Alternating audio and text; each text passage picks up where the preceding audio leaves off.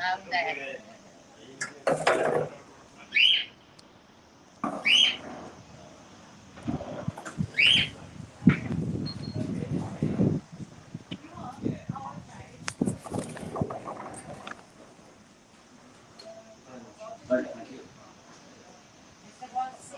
can hopefully be a force for good for those suffering from this devastating illness, and if you are affected by any of the issues raised by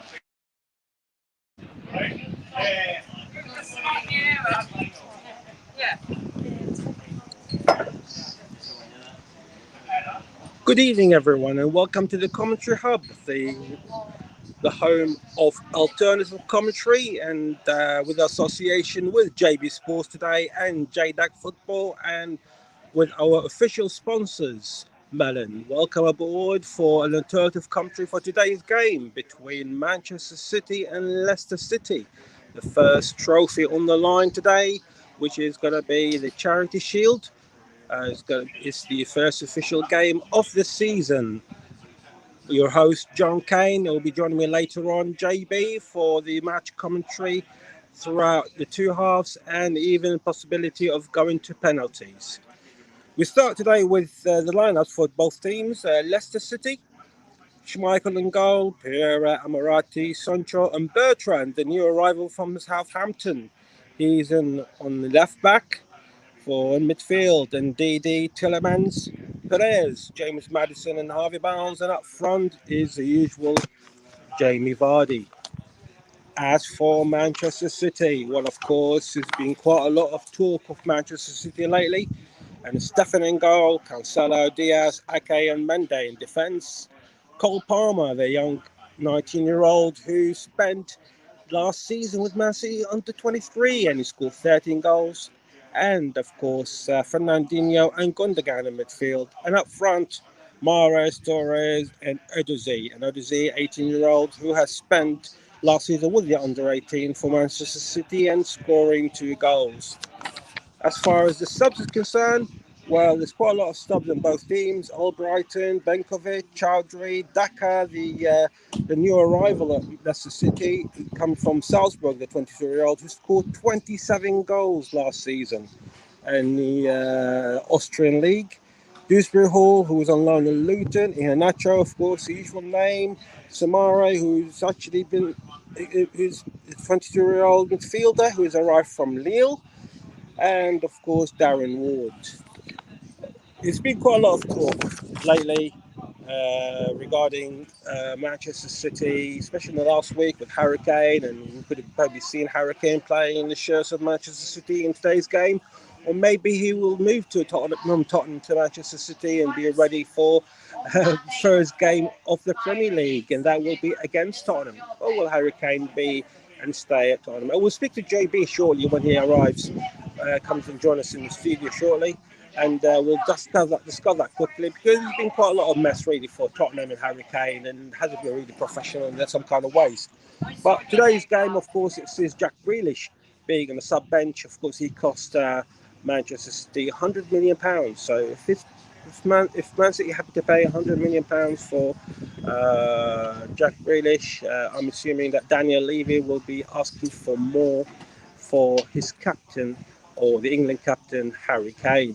We'll wait and see what happens. Of course, today's game, like we said, is coming through the association of JDAC Football and JB Sports, with our official sponsors for this season, which is Melon. I'm here today from lovely Spain. It's been hot. It's been about 35, 36 degrees here in Hardy's Bar, just outside Torrevieja in Spain.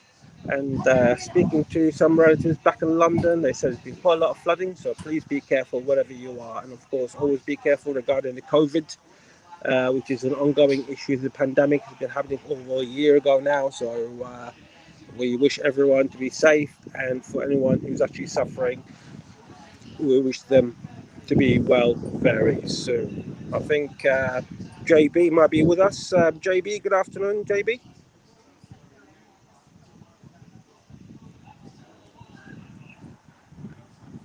No, I don't think he's with us just yet. He will. I thought he might be with us, but we'll hopefully get back with him in a minute or so, just to have a few chat with him regarding the situation at Manchester City and of course Leicester.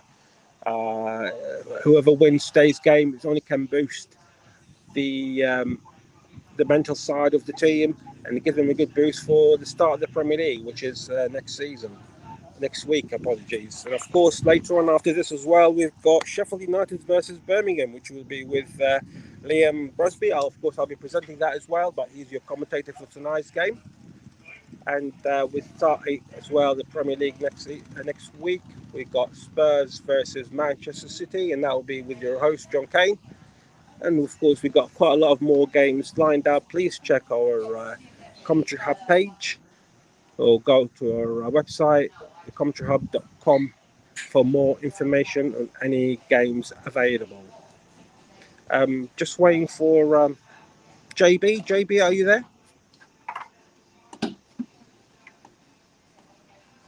No, he's still not there with us yet. We'll wait for JB for a few minutes. Of course, like we said, Jack Grealish is starting on the bench today. It's been a massive coup for Manchester City bring him in. Of course, trying to bring Harry Kane in, and Lionel Messi, of course, who left Barcelona, and he's been there since the age of 8, 9, 10 years old, till he's 34, and seems to be heading to Paris Saint-Germain to play for the French side. So we might see quite a lot of attraction towards the French League, League One next season. Messi and Ronaldo always attract quite a lot of coverage from so many channels, and of course we'll be following them both.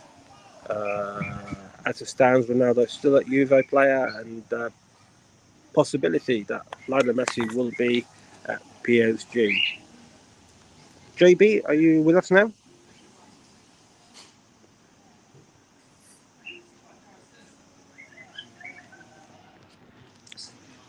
No, I don't think he's with us just yet.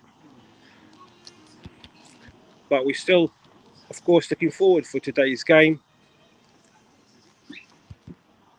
And it will be a big game, both Manchester City and Leicester City. They're both very, very good sides.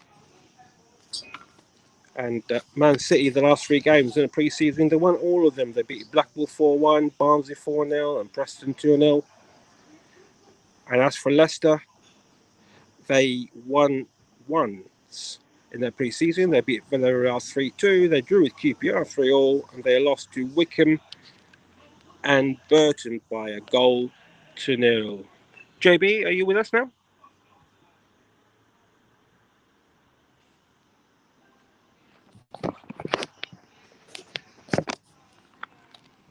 No, he's not with us yet. Of course, we've still got about just on 20 minutes to go for kickoff.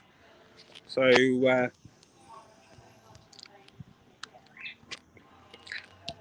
it will be a good game. And of course, JB is a very good commentator. And of course, he's representing JB Sports today. And of course, I'm representing JDAC Football. And of course, please keep in touch with all these associations that we got with the Commentary Hub. We've got quite a few of them. We've got fantastic talent. And of course, if you want to be part of the Commentary Hub, just send us a message to any of our commentators or to the main commentator, Barry Swain, or send a message on the Facebook, Twitter, email, in any way, shape or form, if you would like to be part of the commentary team here at the Commentary Hub. JB, I believe you're with us now. I'm sure he'll be with us in the next few seconds. I do apologise for the delay. And like I said, if you want to be part of the Commentary Hub, please send us a message. We have got quite a lot of few projects coming up this coming season. It's going to be an exciting season for us all. And it's going to be an exciting season for the Premier League here, which is probably going to be our main focus. It attracts more fans from all over the world to listen or watch to their favourite team. If it was Liverpool, Man City, Man United, Tottenham, Arsenal, the popularity of these teams are huge all over the world. And of course, like I said, we'll be speaking to JB shortly and you're here listening to the Commentary Hub.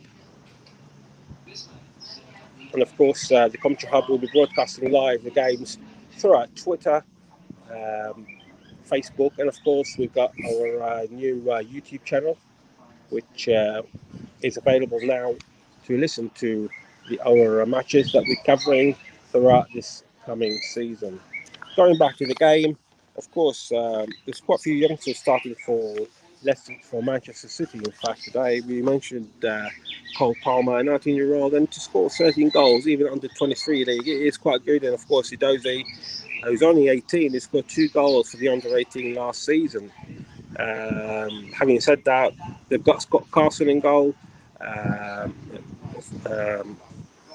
Ben Knight, who also played, who's on the sub bench, who also played for under 23, and he scored 5 goals. The young 19-year-old striker, which I'm sure you're going to see quite a few. I mean, there's quite a lot of players who are actually part of the Manchester City setup.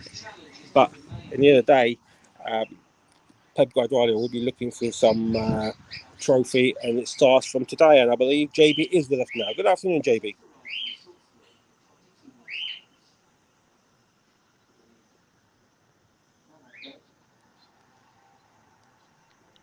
You there? You hear me? Good afternoon, JB. Can you hear me? Yeah, I can hear you. Can you hear me? Yes, I can. Good afternoon, JB. Glad to have you with us today. And I'll tell you what, it's very, very hot and sunny here in Spain where I am. But I'm sure it's going to be a very hot game as well on the football pitch between the two big sides in Leicester and Manchester City. Absolutely. I mean, I've just looked at Manchester City's lineup. They're not starting with Grealish, which is fair enough, fair comment. And in fact, when I chose this game about a week ago, I didn't honestly know that I was going to stumble across this transfer saga involving Jack Grealish. So it's been quite a 48 hours for Manchester City. And from a personal point of view, it's great to be back. I've had a good few weeks off rest, and I've been resting up nicely. But it's great to be back. How have you been? I've been not bad, thank you, JB. Like I said, it's quite sunny here. It's about 35, 36, and I spoke to my sister early on, and to my mum to wish her happy birthday. Apparently, it's been flooding in London, and I did wish everyone to stay safe and well with all this forecast that's coming towards the UK. I would echo that.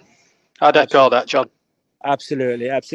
Of course, I've got a few questions for you, JB, before we start. I mean, fire away. I mean, being a Spurs fan, it's not going to be easy saying it, but it's all part of facts and figures, isn't it, that we've got in front of us. And over the last week, the issue with Harry Kane, of course, we talk about Harry Kane because it's still linked to Manchester City. And the way it's been dealt with, really, from Kane and from Tottenham itself, has been good, hasn't it? Because Kane didn't turn up to training, and then there's no comments for 2-3 days from him as an England captain and vice captain at Spurs behind Hugo Lloris.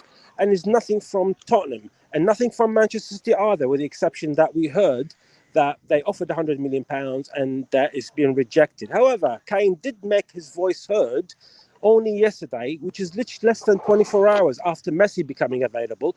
But now, today, it seems like Messi is heading to PSG. So it's not really professional all round from the Tottenham point of view, isn't it? It is, but we don't know what's going on. I think one thing we've got to establish at this point, John, the media do whip this up into a real frenzy now. We don't know what the actual truth is. Football clubs these days don't give unprecedented access and all that type of thing. They might keep it close to their chest. We don't know what's going on behind closed doors. I think that's the first thing we need to make clear. Secondly, if there has been a bidding for Manchester City, I mean, there's a lot of people. Gary Neville said that's not like Harry Kane to go on strike or not refuse to turn up for training. Now, I don't know. We as outsiders of Tottenham Hotspur Football Club don't know what's gone on behind the scenes.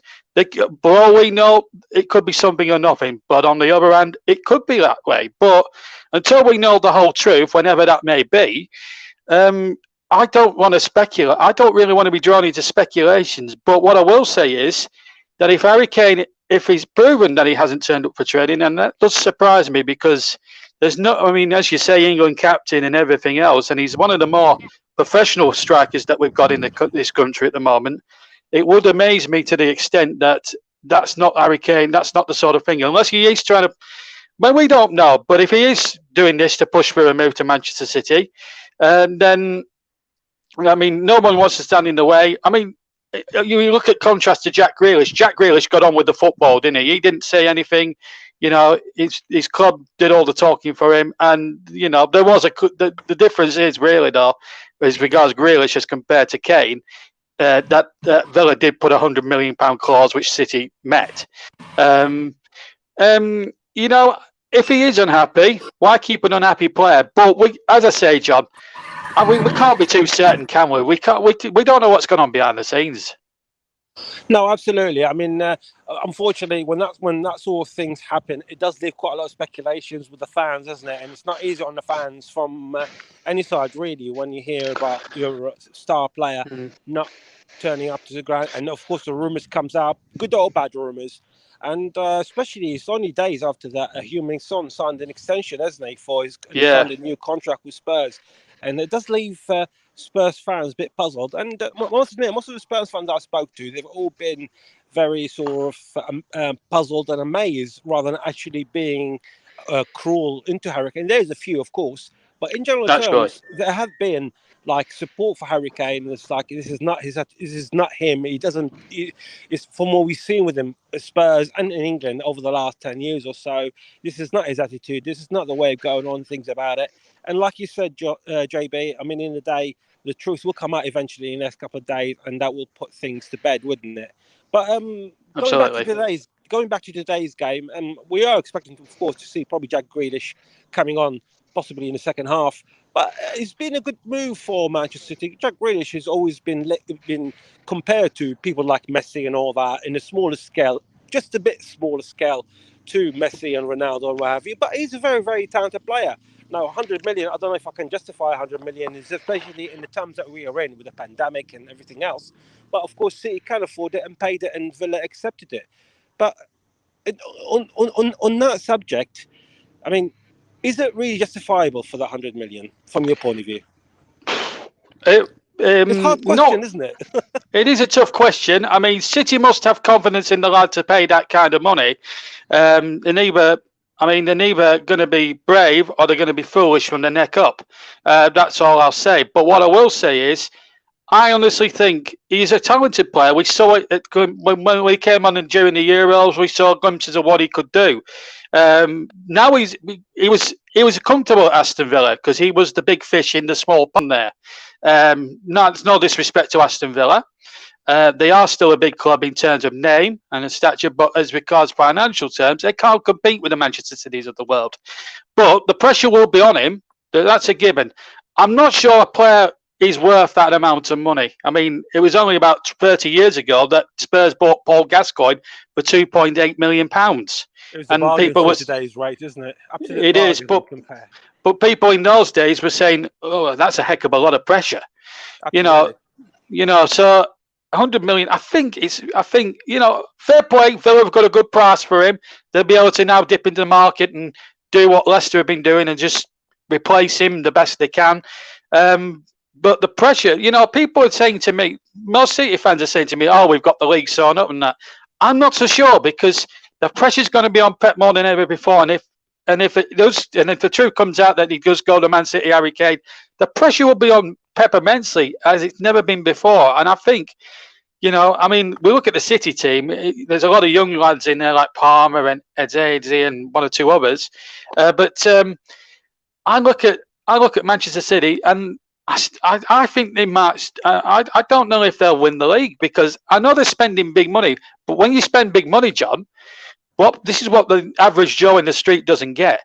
You can spend all the money you want, and you can get the players in you want, but if it doesn't fit into the style of play or he doesn't fit into the club's ethos, then you're going nowhere. So I think actually the pressure will be more on Manchester City than the challenges, than your Man United and your Liverpools. That's why I backed Liverpool to win the league this season and our predictions thing. Of course, we'll hear more about that on the podcast on Thursday, but I think I think that the pressure will be on Manchester City. I mean, Grealish is a good, talented player, but how he will do in a star-studded Manchester City side, that remains to be seen. But the fee is, I think, far too much to pay.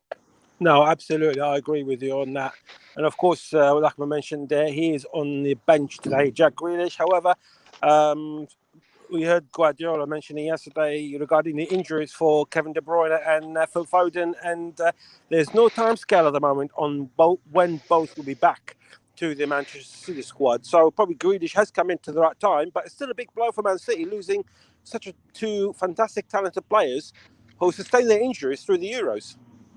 Yeah, well, we know about the De Bruyne one, of course. I mean, that looked an horrendous injury when you looked at it during the match. It was against Italy, I believe. And it was an horrendous injury. It was a poor injury. So I think it'll be a good couple of months before he can even get back training again. I think, to be honest with you, I think they'll get Foden back a bit more quicker. I think that's probably a given, but it is a bit of a blow. I mean, that's why they've got a threadbare squad at the moment. And I think, yeah, I mean, it's come at the right time, Grealish is signing. But then again, when them two come back, where's Grealish going to fit into the system? And I think that's what we've got to look at. The pressure's on City because they won the league by some 12 points last season. There's no doubt about it. But today, I mean, there's nothing really on this game, really, other than winning the Shield, you know. But I think this is an opportunity. Brendan Rodgers will look at that 4-3-3 today, and he'll think, he'll be licking his lips there, because I think they could give City a game and possibly win this game after 90 minutes.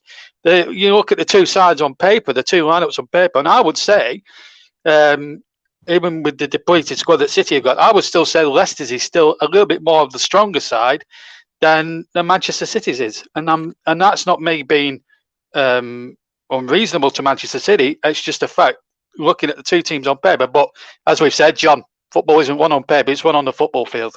Absolutely, I completely agree with you on that. And as you mentioned, Leicester, we will talk about the Leicester squad and the Leicester formation today. I mean, Leicester, they had Ryan Bertrand coming into their squad, coming from Southampton, which is the second Southampton player to leave this summer after Danny Ings, him going to Aston Villa, which of course I did tip. Of course, we'll talk about it on Thursday on the podcast, like you mentioned. But I did tip Southampton with the way things going that they might be one of the teams that might be relegated, sadly, from the Premier League. But Leicester, today's game is probably the perfect start, isn't it, for them? Because they blew their game against Spurs in the last game of the season, and they blew that fourth place, which was so important for them, considering that Chelsea also lost to Villa. So today's game will be a good start for them for the season, just to try to boost their confidence, the players up after that disappointment of the last game from last season. Yeah, but, you say it was a disappointment, but, if you'd have asked any Leicester fan on the street this time last year, would you have taken fifth place and the FA Cup? I think a lot of Leicester fans would have bitten your hand off, probably bitten both your hands off for that. So I don't think we can be too critical about that. The team's just about to come out the tunnel. But just quickly on Leicester, they've lost Wesley Fofana, who sustained a very unfortunate leg break in a friendly match during midweek, and we should actually wish Fofana the best of health, and hopefully he'll make as speedy a recovery as he can and retain and get back into football very soon. But no, I think Leicester, I think if they take fifth place again, win one of the cups, that would be marvellous. I think it's going to be hard for them to even break into the top four. Chelsea will be a lot better. Liverpool, they'll be there or thereabouts. United have spent a bit. So it's very hard to gauge. But I think Leicester could get into the Europa again next year. They've got the Europa this year. That could also have a crucial factor on things, and I think that's probably why they finished fifth. They just couldn't keep up the gallop, and of course they had that FA Cup run which they won. So it's I think Leicester will be there or thereabouts. But as far as breaking into the top four is concerned, I don't think they've got a chance. But never say never, John. No, absolutely. I'll give myself 30 seconds before I hand it over to you, JB. Just to remind our viewers, you are listening to the Commentary Hub with association today with JB Sports and JDAC Football, and of course with all other partners throughout the Commentary Hub. And this is, of course, with our sponsors, Melon, who are our sponsors for this coming season. And JB, I'll pass it all over to you now. and we'll come back to you again in the halftime. JB. Thank you, John, and a very good evening to everybody here at Wembley Stadium as both Leicester and Manchester City. This is great to see both teams coming out of the tunnel side by side, not one after the other, as we saw countless times throughout the last 18 months. Supporters are there as well. There's a good 40, 50,000 inside Wembley today. The Leicester fans showing their flags. They won the FA Cup here 2.5 months ago. Who can ever forget that Yuri Tillemans goal? Was an absolute pleasure to watch, to commentate on that for JB Sports at the time. We were independent in those days. We're not these days. Our first match of a regular season game on JB Sports in association with the Commentary Hub and JDAX Football as well. But the teams are out now, and before the action and all that important team news, or the reminder of the team news, let's bring you now the national anthems. I think we're going to bring, is it the national anthems, or are they going to do the presentations first? Yes, we're going to do the presentations. There's a representative from McDonald's. No royal representation there. No Prince William. No Duke of Cambridge today. But there is an FA rep there, and of course there's McDonald's sponsor the Community Shield. This actually, the gate receipts you get from the Community Shield, which in fact is the 99th in all. Was first won in 1908 by Manchester United after a replay. Both games actually took place at Stamford Bridge. But all the gate receipts and all the money that's made from this one match today goes to the various footballing communities and charities across the country. As the representative Sheikh Pep Guardiola's, and very well, he's not your average manager. He's even for a Wembley occasion, he's there. T-shirt, jeans. Brendan Rodgers very smart in his suit and tie and everything else. Kasper Schmeichel there, going through the line there. But the Community Shield, it is the first competitive game of the season, although there has been a full EFL programme throughout, and John Kane will keep you up to date with that throughout the evening. We do have another live match that's up at Sheffield later on between Sheffield United and Birmingham City in the Championship. So this is the first really of a double header this evening. So let me pause for a few moments while we bring you the national anthem.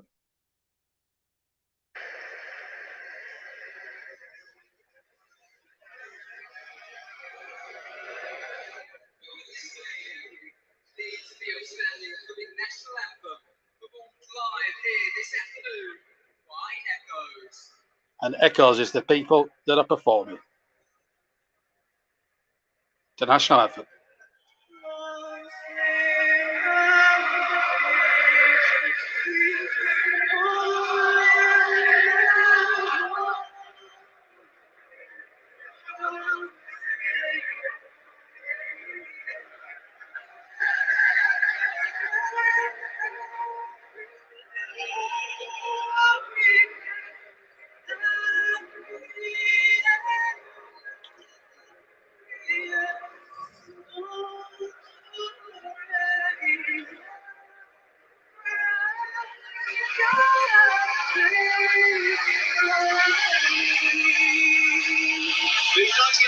Well, there we are. This is it now. It's all in the next 90 minutes or so. The 99th Community Shield. So let's check on the two teams.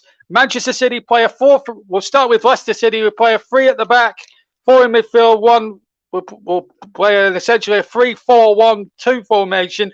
So it's Kasper Schmeichel, the heroic Kasper Schmeichel, who's played 2 heroic games at the stadium so far this calendar year. The FA Cup win, and of course that gallant display he put up in that heroic defeat to England, playing for Denmark just 4 weeks ago. He starts in goal. Then it's a back 3 today of Wilfred Ndidi, Şahinshu the Turk, and Daniel Amati. And then a 4-man midfield with Ricardo Pereira on the right, James Maddison and Yuri Tillemans, who scored that magnificent winner in the FA Cup final some 2.5 months ago. And Ryan Bertrand will play on the right. He's a new signing, as John Kane quite rightly pointed out, from Southampton. Harvey Barnes will play in just behind the 2 strikers. He'll play as an attacking midfielder, sort of a number 10 role, if you like, in behind the 2 strikers, which today are Jose Perez and Jamie Vardy. On the bench for Leicester, Ward or Brighton, Kitchi Iheanacho, Benkovic, Chowdhury, Dewsbury Hall, Daka, Thomas and Somer. Manchester City weakened, of course, by injuries, especially the key players like Kevin De Bruyne and Phil Foden, who got injured, of course, during the recent European Championships. They start with Stefan in goal, a back four, Cancelo, Diaz, Ake and Mendes, and no place for John Stones, who isn't in the 18.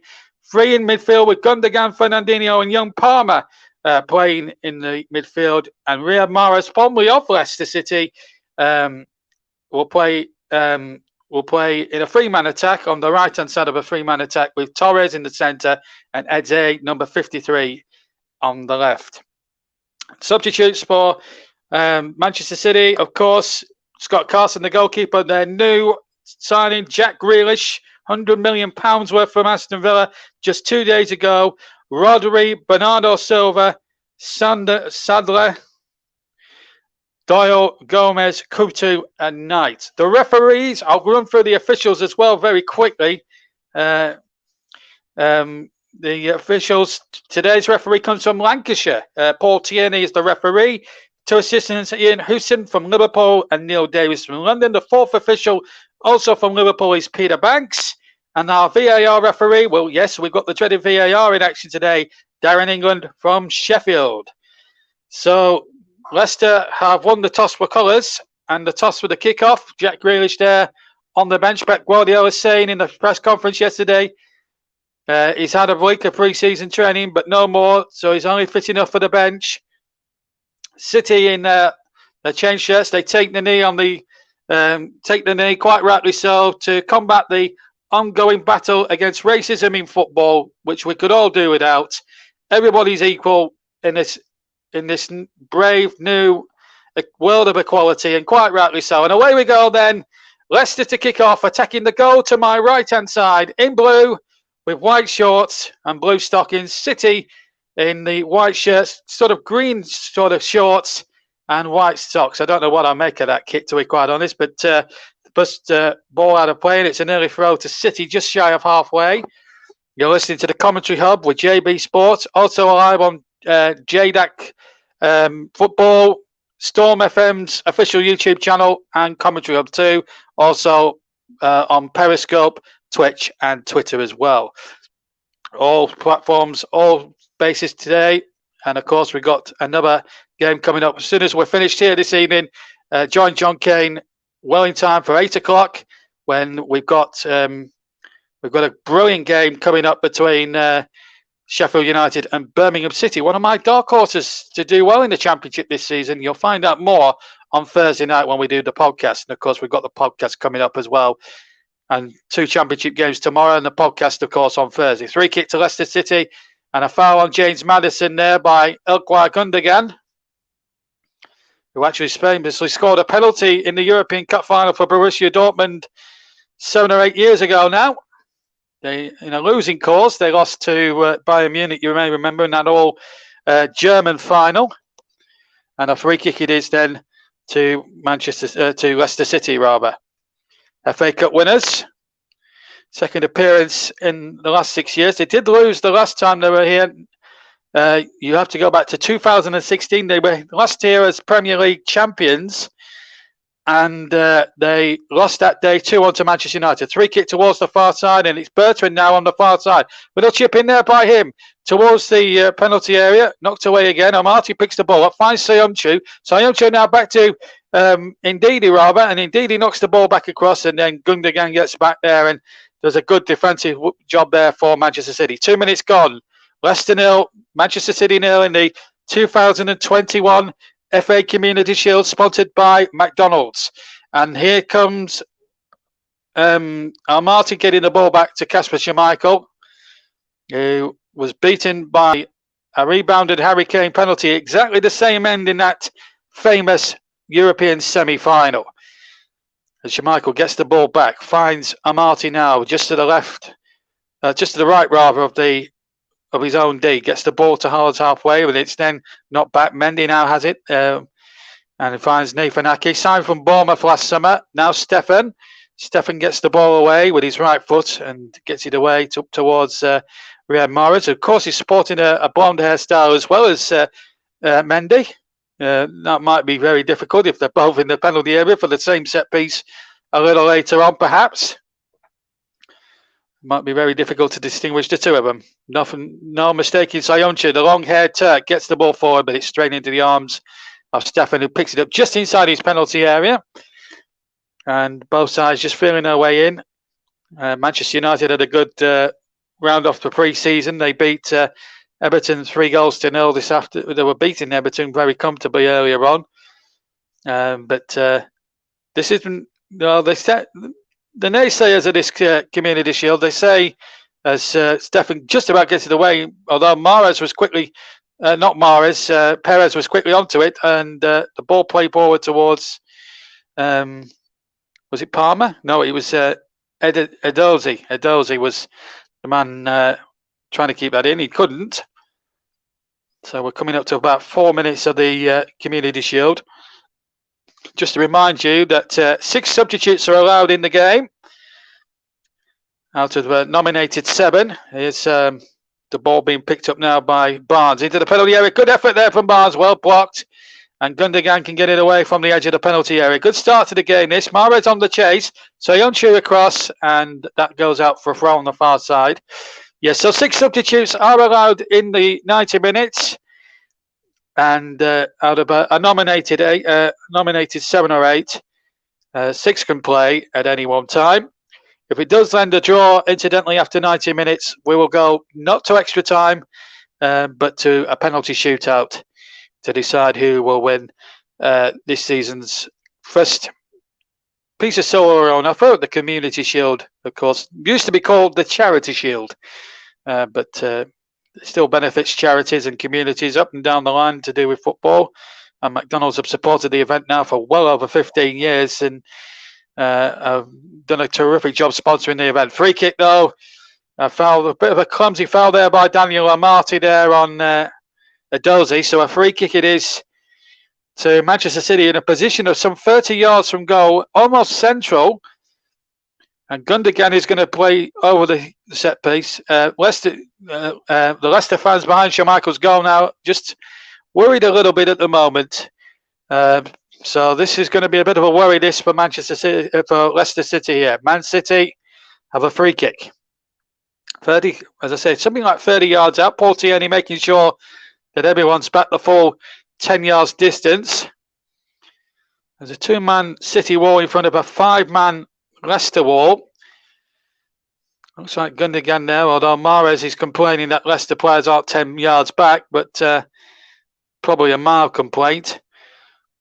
Looks like it's going to be Gundogan then with the right foot, although Mahrez might try with the left. It's a little bit of a guessing game. The goalkeepers and commentators are like, oh, what a good free kick, that is right-footed. Terrific free kick, right-footed there, and Schmeichel having to dive across. It was Mahrez, not Mahrez, it was Gundogan who struck it, and struck it ever so well, and it was a terrific save from Schmeichel, continuing his Wembley heroics once again. That was brilliant goalkeeping, really good goalkeeping there by Kasper Schmeichel. He just swung himself to his right as he looked, and he made a super save there. Brilliant goalkeeping. Corner then. It is then to Manchester City. 6 3/4 minutes gone here. Gundogan, who had his free kick stopped, went short. Tried to play a 1-2 there, and it went all wrong there. This is worth another look. Right-footed strike. It's over the wall, and Schmeichel having to scamper across to his right-hand side as he looked to make the save. It's an excellent bit of goalkeeping that by the big Dane. Of course, the son, need I tell you, of the brilliant Peter Schmeichel, who won a fair few of these Community Shields in his time at Manchester United. And here is RB Barnes now taking it up now. Plays it in there towards Tillemans. Tillemans trying to muck the ball forward, and the ball will go harmlessly into the arms of Stefan, who takes the ball comfortably. Leicester City nil, Manchester City nil, and of course you can have your say as well in the comments as well. And I think we've got a nice new look there for you. And of course the JB Sports channel has now got an entirely new look. We've got a new logo as well, and I hope you're going to enjoy that. And I feel like the channel now has become a little bit pocket, but I'm not going to make it an advert for my channel, because we're not just here on JB Sports. We're on the Commentary Hub 2, Storm FN Official, Storm FM's official YouTube channel, and of course we're also on JDAC, John Kane's own channel, JDAC Football as well, where he will do some of the commentaries for you in Arabic this season. Really good, and they are really good. I had a listen to the Arabic commentary of the recent Euro final, and I thought it was very, very good. Not that I understand Arabic, no disrespect, but it was very good though. Nonetheless, 8.5 minutes gone then, 0-0 if you've just joined us here, and nice to have you with us this Saturday evening. Don't go anywhere after this game, because we'll have a good championship clash for you later this afternoon. Sheffield United against Birmingham City in the championship coming up later on. Kick off for that one, 8 o'clock. Join John again if you can for that one. Here's Gundogan now inside to number 27 Chancellor. He's also got blonde hair as well.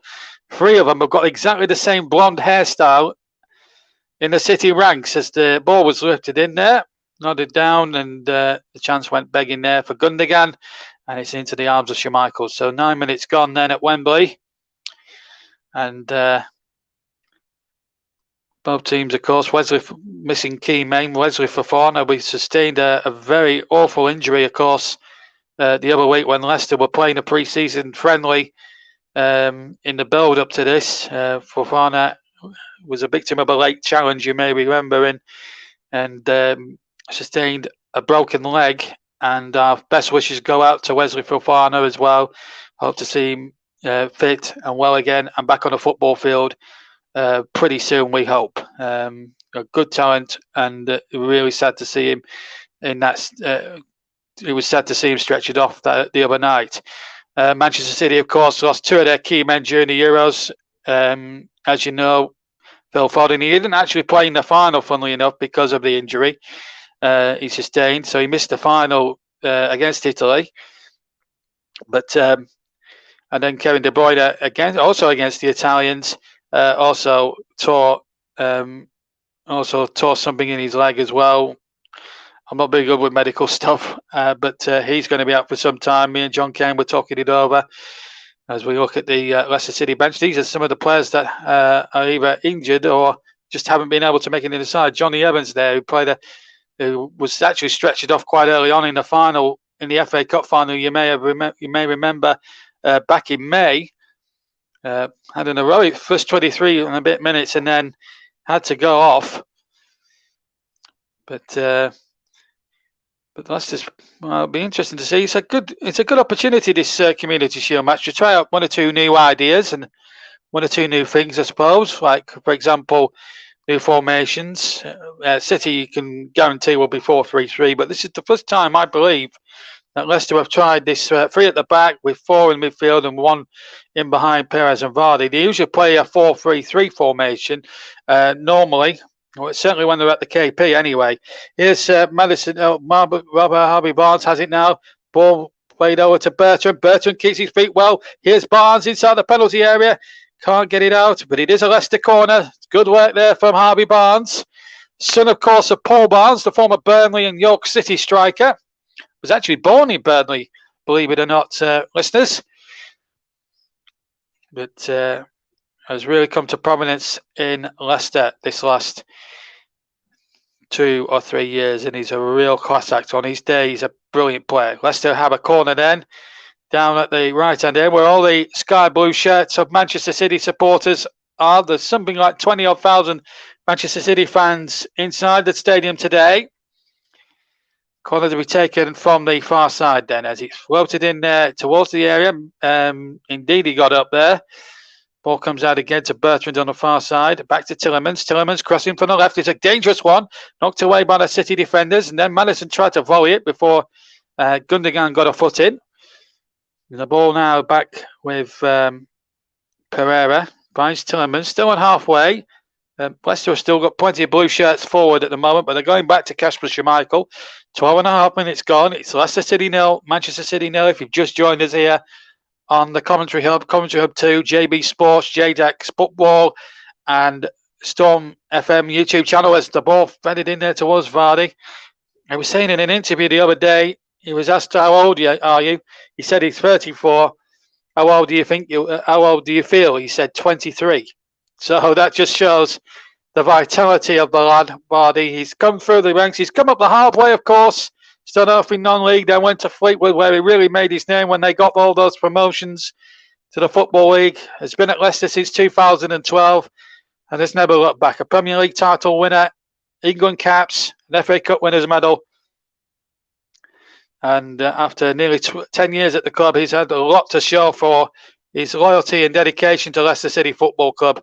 Absolutely. And quite rightly will go down in Leicester City folklore as a true Leicester City legend, along the likes of Alan Birchenow and Frank Worthington and Keith Weller, all those players, Steve Walsh, Emil Heskey, people like that. He'll go down in that sort of company. He's an absolute star. He had a chance a few years ago to move for Arsenal, but he just didn't think the move was right for him and wisely stayed with Leicester. And you have to say he has really reaped the benefits and the rewards for that.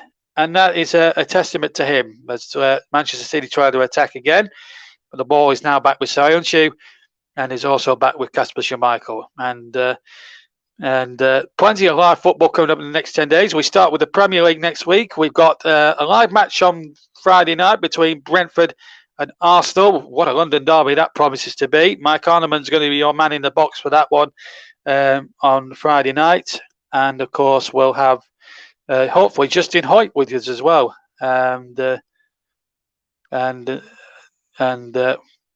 will be fantastic to see as well. So, yeah, Mike will be making his seasonal debut commentating on Arsenal.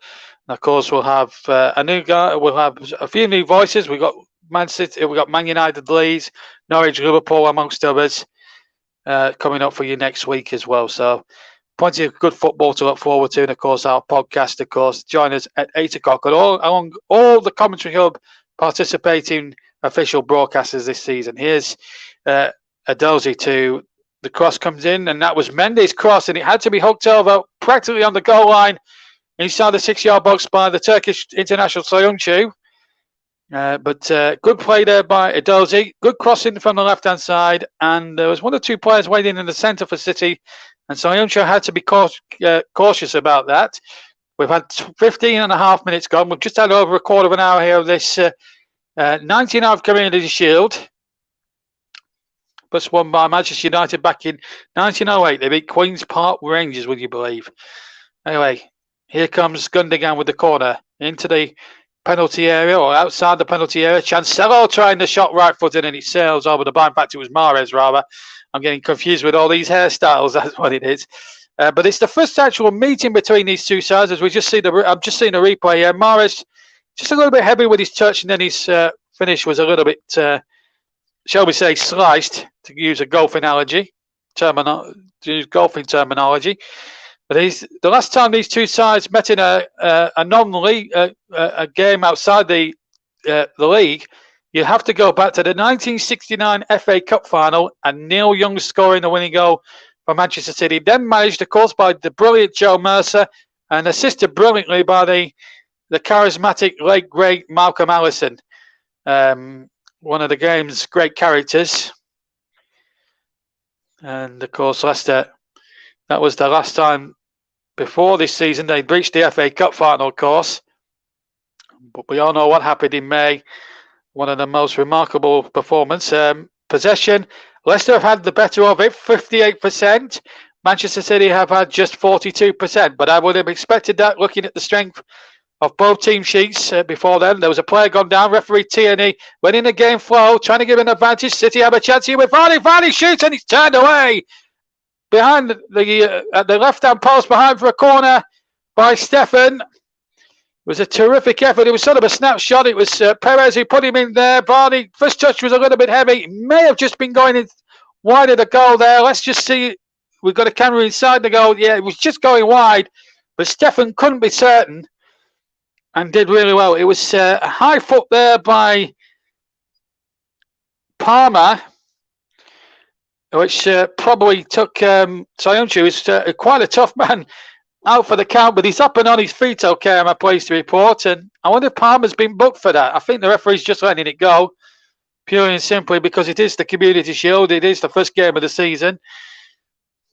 And no referee in charge of a short piece wants to make too much of a fuss about it, although Leicester fans would probably disagree with that statement. Anyway, corner kick to Leicester. They have a chance now. 18 minutes gone. Still 0-0 in the Community Shield. Corner in from the left-hand side, and it's headed away.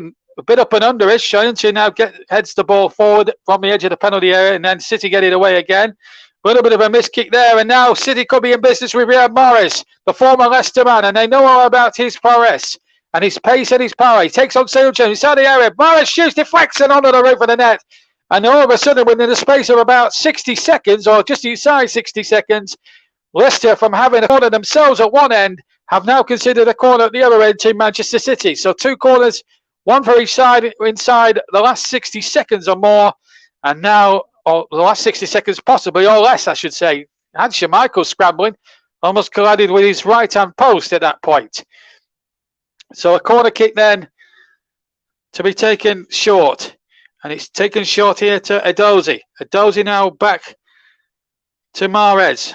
And now Mendy, who knocks a nice little ball out to the far side. And it's Mahrez again, challenged there by Pereira. And it's a corner now as we come up towards the 20-minute mark of the first half.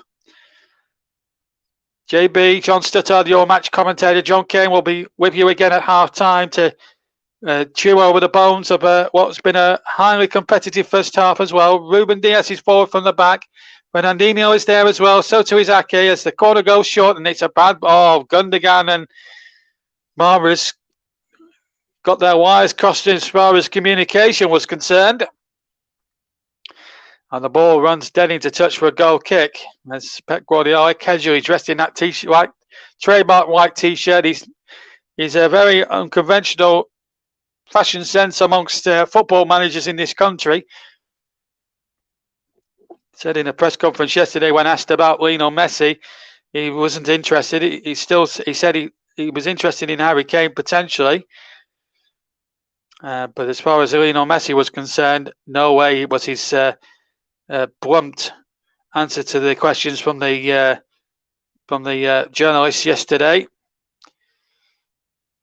And as John Kane rightly points out, there's a potential that PSG could be the next destination. That was an interesting story a day or two back. A lot of people thought he'd signed a new contract, but obviously Barcelona have probably.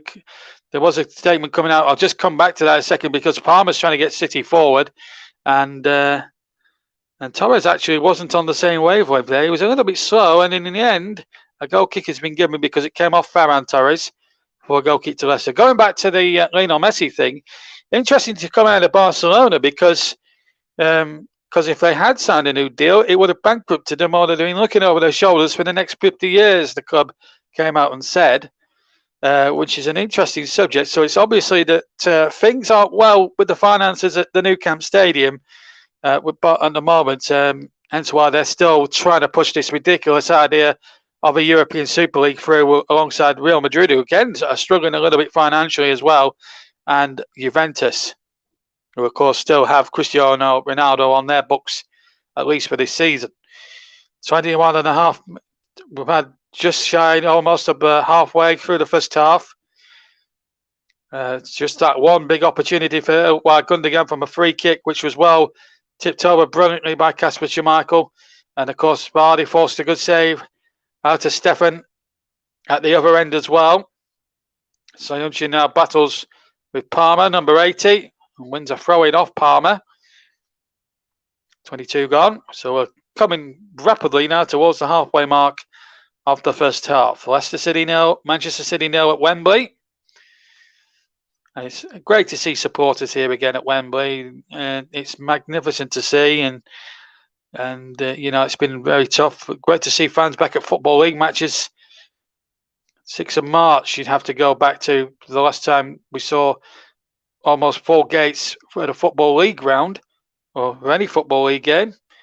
I know there's a few return for a regular Football League game. Of course, there was a number of fans who went to the end of season playoffs last season. Here's Ricardo Pereira now for Leicester. Knocks the ball back from the right-hand side. Ball played in. And a chance there. It was Perez from about 8 yards out. Just couldn't get the right touch there. Might have come to him a little bit quickly, perhaps. Flag stayed down. Pereira was on his marks and on his bike down the right-hand side. Ball was played in there by Tillemans, and just maybe a little bit strong, maybe for Jose Perez, maybe to get on the end of that. But nevertheless, it's still 0-0 here at Wembley Stadium, and one gets the feeling that this. I think hopefully we'll get some goals here today. Let's hope so. Because the Community Shield usually is an entertaining game. And Didi has dispossessed his man. Finds Madison. This is good ball. And Barnes is there too. And Vardy tries to knock the ball in. Stefan saved it and he didn't know much about it. And the ball ricocheted a couple more times. And then it went into the grasp of Stefan, who took it calmly with both hands. But Leicester now starting to find their feet.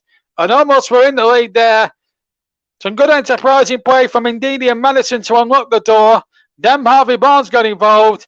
Vardy then had a stab at goal, which was well repelled by Stefan. Although, if you ask Stefan that question, he'll probably tell you he didn't know much about it. But nevertheless, it's still a good save, even if he knew about it or not.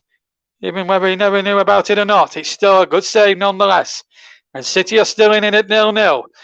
And it's them who are on the break now. Although Diaz is just throwing it down a little bit, and he finds Chancellor, who whips a lovely 40-yard pass out to the far side, and he's found Edozie now, and Edozie has been dispossessed quite easily.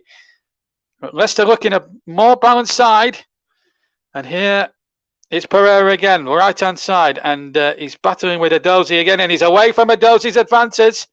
And Pereira plays it inside, though, to Tillemans, now to James Madison, and now Bertrand starts a break on the right-hand side. The new man from Southampton plays it back inside, and it's again Ndidi to Madison. Back to Ndidi. Now he has to go back to Soyuncu. Now the ball played back towards Daniel Amati, and Amati now finds Yuri Tillemans. Scored at the opposite end to Wales, attacking here in the cup final. And that's a good ball leading towards Jamie Vardy, but good defending there by Nathan Ake. Allows Stefan to pounce on the ball, but again that through ball from Leicester, almost penetrating the City defence. James Madison, looking back to his sparkling best in midfield, it seems to me. He's had one or two troubles this calendar year, of course. But James Madison looking in fine fettle in that midfield. Some good form from him. Played a lovely through ball towards the left-hand side of the D. And Vardy, if it had been another couple of years younger, I think he would have gone on to that. But you've got to say, well defended Nathan Ake as well. Just used his strength to hold him up just enough to allow Stefan to pounce on the loose ball and pick that ball up. So we've had 26 minutes of the first half here on the Commentary Hub, JB Sports Commentary Hub 2, Storm FM YouTube channel, and of course JDAC Football as well.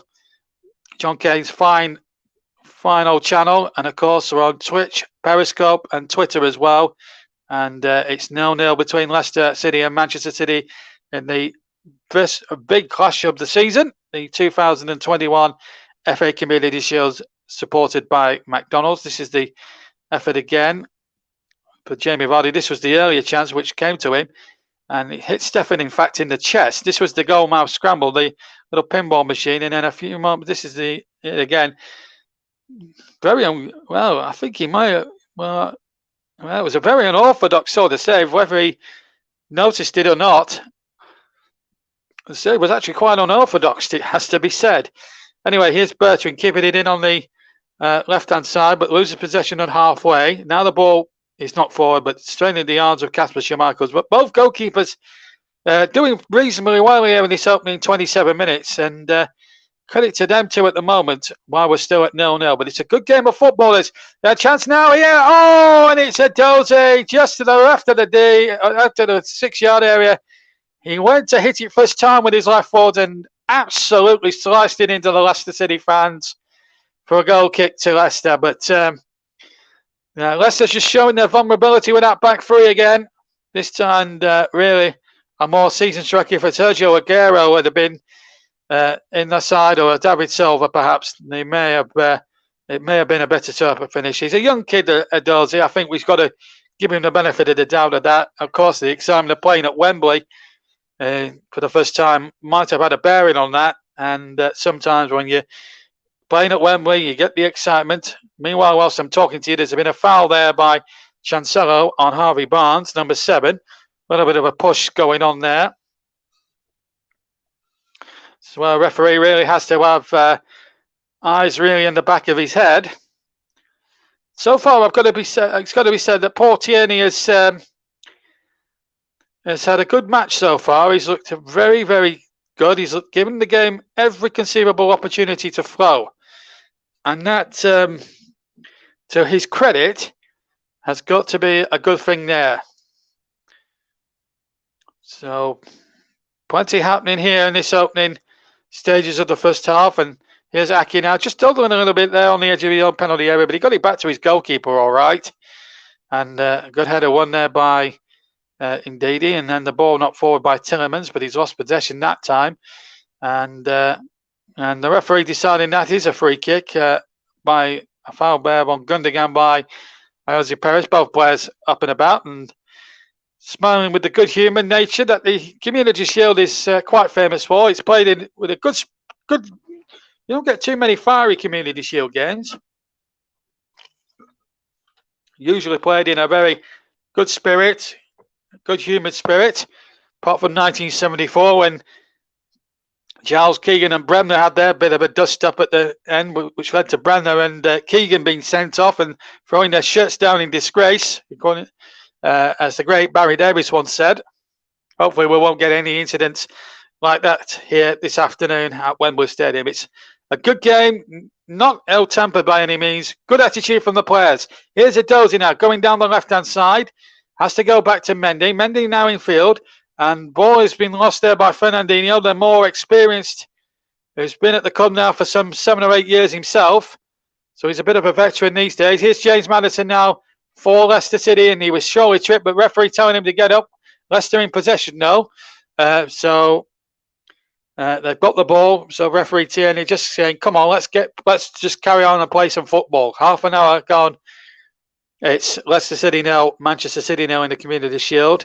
Ball back with Schmeichel, just slowing the pace a bit down, but it's been I'll tell you what, for a 0-0, this has actually been quite a good watch. Plenty of chances, plenty of frills and spills. And both goalkeepers showing remarkably good form. More from Stefan than Schmeichel, but the one save that Schmeichel had to make was a cracker from a free kick. Taken a right-footed free kick from outside, 30 yards outside from goal, struck by Ilkay Gundogan. One ball not forward, looking to the run of Perez, but the ball's going to run out of dead on the near side, and it'll be a throw-in to Manchester City. And Mendy gets on with it very quickly, finds Ake, who now finds Ruben Dias. Dias now just checking, seeing what's on. He's now slowed down to practically strolling pace. Same here with Nathan Ake, the signing from Bournemouth. A lot of eyebrows were raised last season when they got him for the money they paid for him, something like £25 million from Bournemouth. A lot of eyebrows were raised. He'd come from a relegated side. Hasn't really had too much of an opportunity to prove his worth, but he'll get an opportunity today to prove his worth to the City fans as Barnes runs into traffic midway inside the City half. Now Leicester get it back, and here's Barnes now. It's a real opportunity to see what he can do. Here's Vardy now, back to Barnes, and he almost got through to Barnes, and in the end, Ake had to hook it out for a corner. But Leicester really taking the fight. The FA Cup winners taking the fight to the league champions. This is good to see, and actually in the last few years, the FA Cup winners tend to get the upper hand in these games. So I wouldn't be too surprised if Leicester actually went on and won this game today. If previous recent history is anything to go by in these occasions, obviously it doesn't give you a massive indicator what's going to happen in the next 9 months of both teams' seasons, but you think that Leicester will be there or thereabouts, trying to challenge give an outside challenge for the Champions League spot, maybe win one of the cups, or have a go, maybe a better go at winning the Europa League. And Manchester City trying to retain their league crown and win the European Cup, which they lost, of course, to Chelsea at the back end of May. Here's Mendy now knocking the ball forward over towards the far side, header back, and the ball now breaks to Palmer on the far side. Palmer there, and there was a bit of a shove there on Mahrez, I thought, by Tillemans, but referee Tierney otherwise, and it's a throw-in, I think, given there to Leicester. Pep Guardiola wanting more from his side. I think they have been a little bit second best in this first half so far. Certainly Leicester have shaded it for me. 33 gone and still no goals. Of course, keep your comments coming in and we'll try and get through some of them if we can at some point today. But the main moments so far, a free kick saved by Schmeichel from Gundogan earlier on, and Vardy's had a couple of sighters, well saved. In fact, 3 or 4 opportunities Vardy's had, and Stefan has saved each one. But at the moment, no breakthrough, but it's certainly a game that's not been lacking in any goal-mouth activity, and has had plenty of chances in it. Still 0-0. As we now approach the final 12 minutes plus injury time of the first half. Just remind you that 6 substitutes can be used in this match, and the game doesn't go to extra time. If it's a draw after the 90 minutes, we will go straight to a penalty shootout. And then to come tonight, we've got a very good game from the Championship. Sheffield United in action against Birmingham City. Joining the presenter's chair for that one from 7:50 on all the major channels supplied by the Commentary Hub. Commentary Hub 2, JB Sports, JJack Football, of course, and not to mention Storm FM, Twitter, Twitch, and Periscope as well.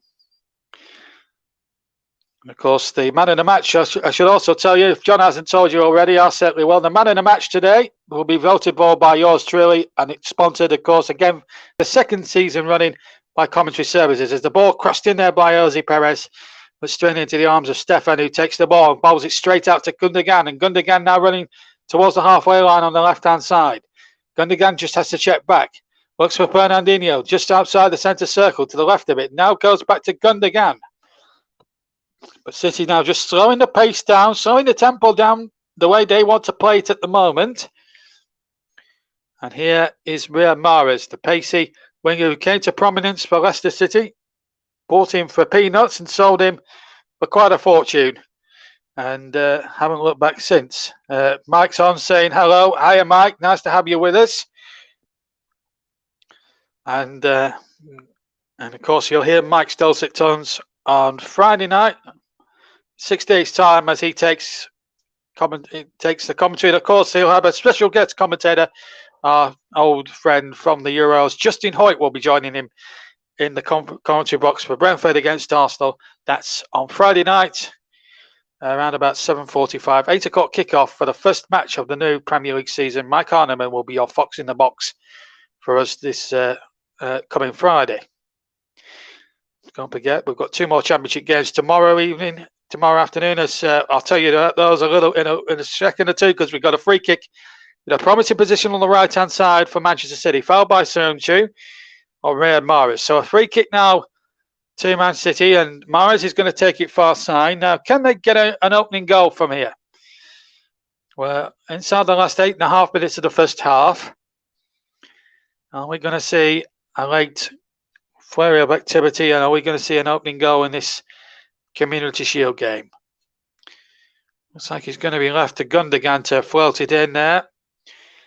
Fernandinho's forward. Ruben Dias is up from the back. So too is Ake. Edozi's on the far post. Gundogan from the right-hand side then. The far side as we look to take the free kick. And he hits it into the penalty area. Looking for Edozi with a header back in. Wasn't a particularly well whited header. It's got to be said it was a bit wayward.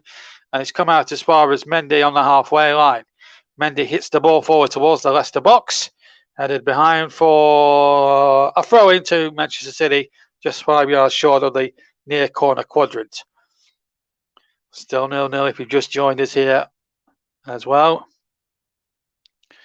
And looks like Stevenage have won today, so he's quite happy with life, Mike Arneman. And 3 points to Stevenage. Of course, we'll keep you updated with all the other scores as well throughout the evening over our 2 live matches, this one, and of course the championship game between Sheffield United and Birmingham City. As a chance now inside the penalty area for Torres, and he goes down. He went down a little bit too easily for me, and Paul Tierney wasn't going to fall for that. And I think that was good, sensible referee from Paul Tierney. I don't think it was a penalty. He went down far too easily. He could have gone down in about 8 installments, and the referee wouldn't have given a penalty for that. You think in the Community Shield game, have a good run there. I thought he was going to get past 1 or 2 defenders, and he did go down, but Paul Tierney knew exactly what he was doing. And the ball spread through, can't find Edozie, and it's out for a throw-in. But City just coming back into it the last sort of 5 minutes or so. Right, 2 more championship games to make you aware of here. Across all platforms tomorrow, alongside the Commentary Hub Network. Schmeichel just gets that away, now finds a Marty. So tomorrow we've got Fulham against Middlesbrough from Craven Cottage. Russ Vernon will be your commentator for that one at just shy of 1:30 tomorrow afternoon across all the channels. And of course, Nicholas Jones will be making his first appearance in the commentary box. He's got a very good, cracking little Midlands derby from the Rico Arena tomorrow afternoon, and that is between Coventry City and Nottingham Forest, and that will be at 4:20 tomorrow afternoon. Nicholas Jones, your commentator for that one. Here is Gundogan, finds Edozie. Edozie now just to the left of the 6-yard area. Keeps it in play inside the area by the byline. Has to go back to Mendy. Mendy now with a right-footed cross towards the back post. It'll come here for Mahrez if he can keep it in on the far side. There were 3 players down, and it's a Leicester man who's come off worse. Palmer's another one who's gone down in a Manchester City shirt. And it was a clash of heads between him and one of the players there. I think it was Bertrand. Bertrand, in fact, it was the man who was fouled there. Although Pep Guardiola rather optimistically asking for a penalty kick. Now, I can tell you that VAR are involved today and will be making on-the-spot decisions should they see fit today. And of course, the offside rule has been ironed out now, because if it goes to VAR, they're going to use much more fatter lines, if you like, and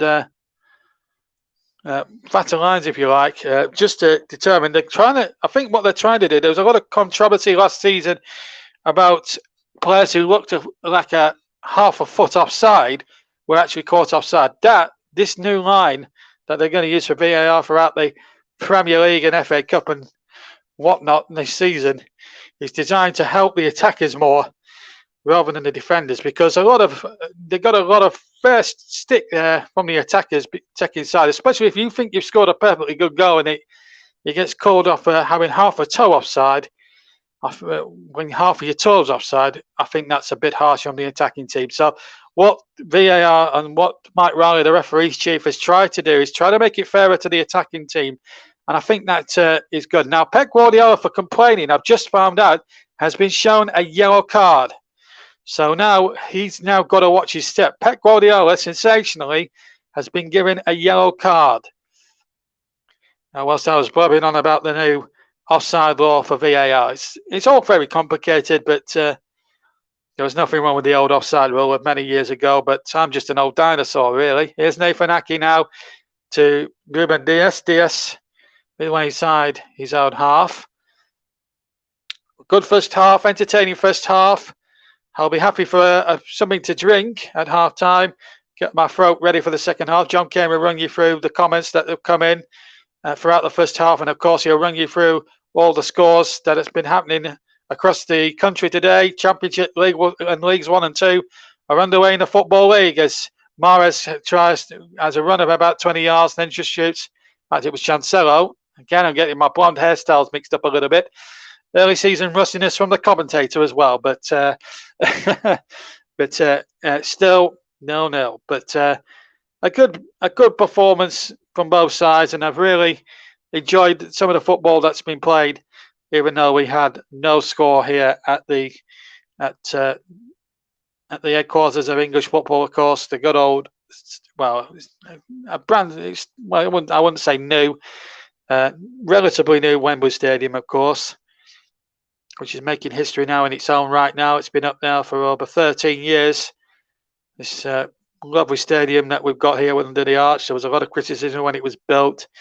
Would it lose all the character with the Twin Towers knocked down? But it's certainly got a character all of its own, and it's still as magical a place as ever to play your football as Palmer tries to make inroads. But again, good sturdy Leicester City defence.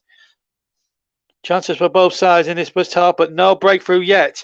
Maybe Ferran Torres might be the man to provide it. He finds Edozie on this left-hand side, edge of the area. Edozie runs inside the area, tries to take on his man.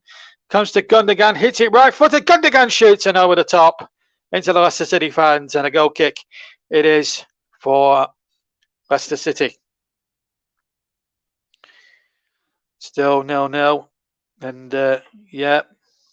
And something to wet your whistle. If you're a football, just to remind you, next Saturday it's around about 3 o'clock. We're going to actually be showing some authentic non-league football, and it's from Binfield FC against Basingstoke in the Isthmian League. So to next week, join Nicholas Jones for that one. He'll be live at that ground. He'll be live at the ground for that one. He'll be giving you the match from 3 o'clock across all platforms on the Commentary Hub network. We'll be actually at a non-league game next week.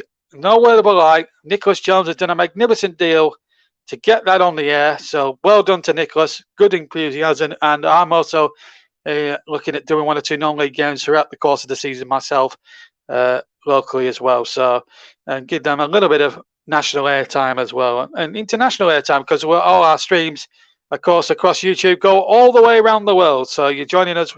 So wherever you are in the world, say hi to us all. Here's James Maddison now on the counter-attack for Leicester. Half a minute to go of normal time at the end of the first half.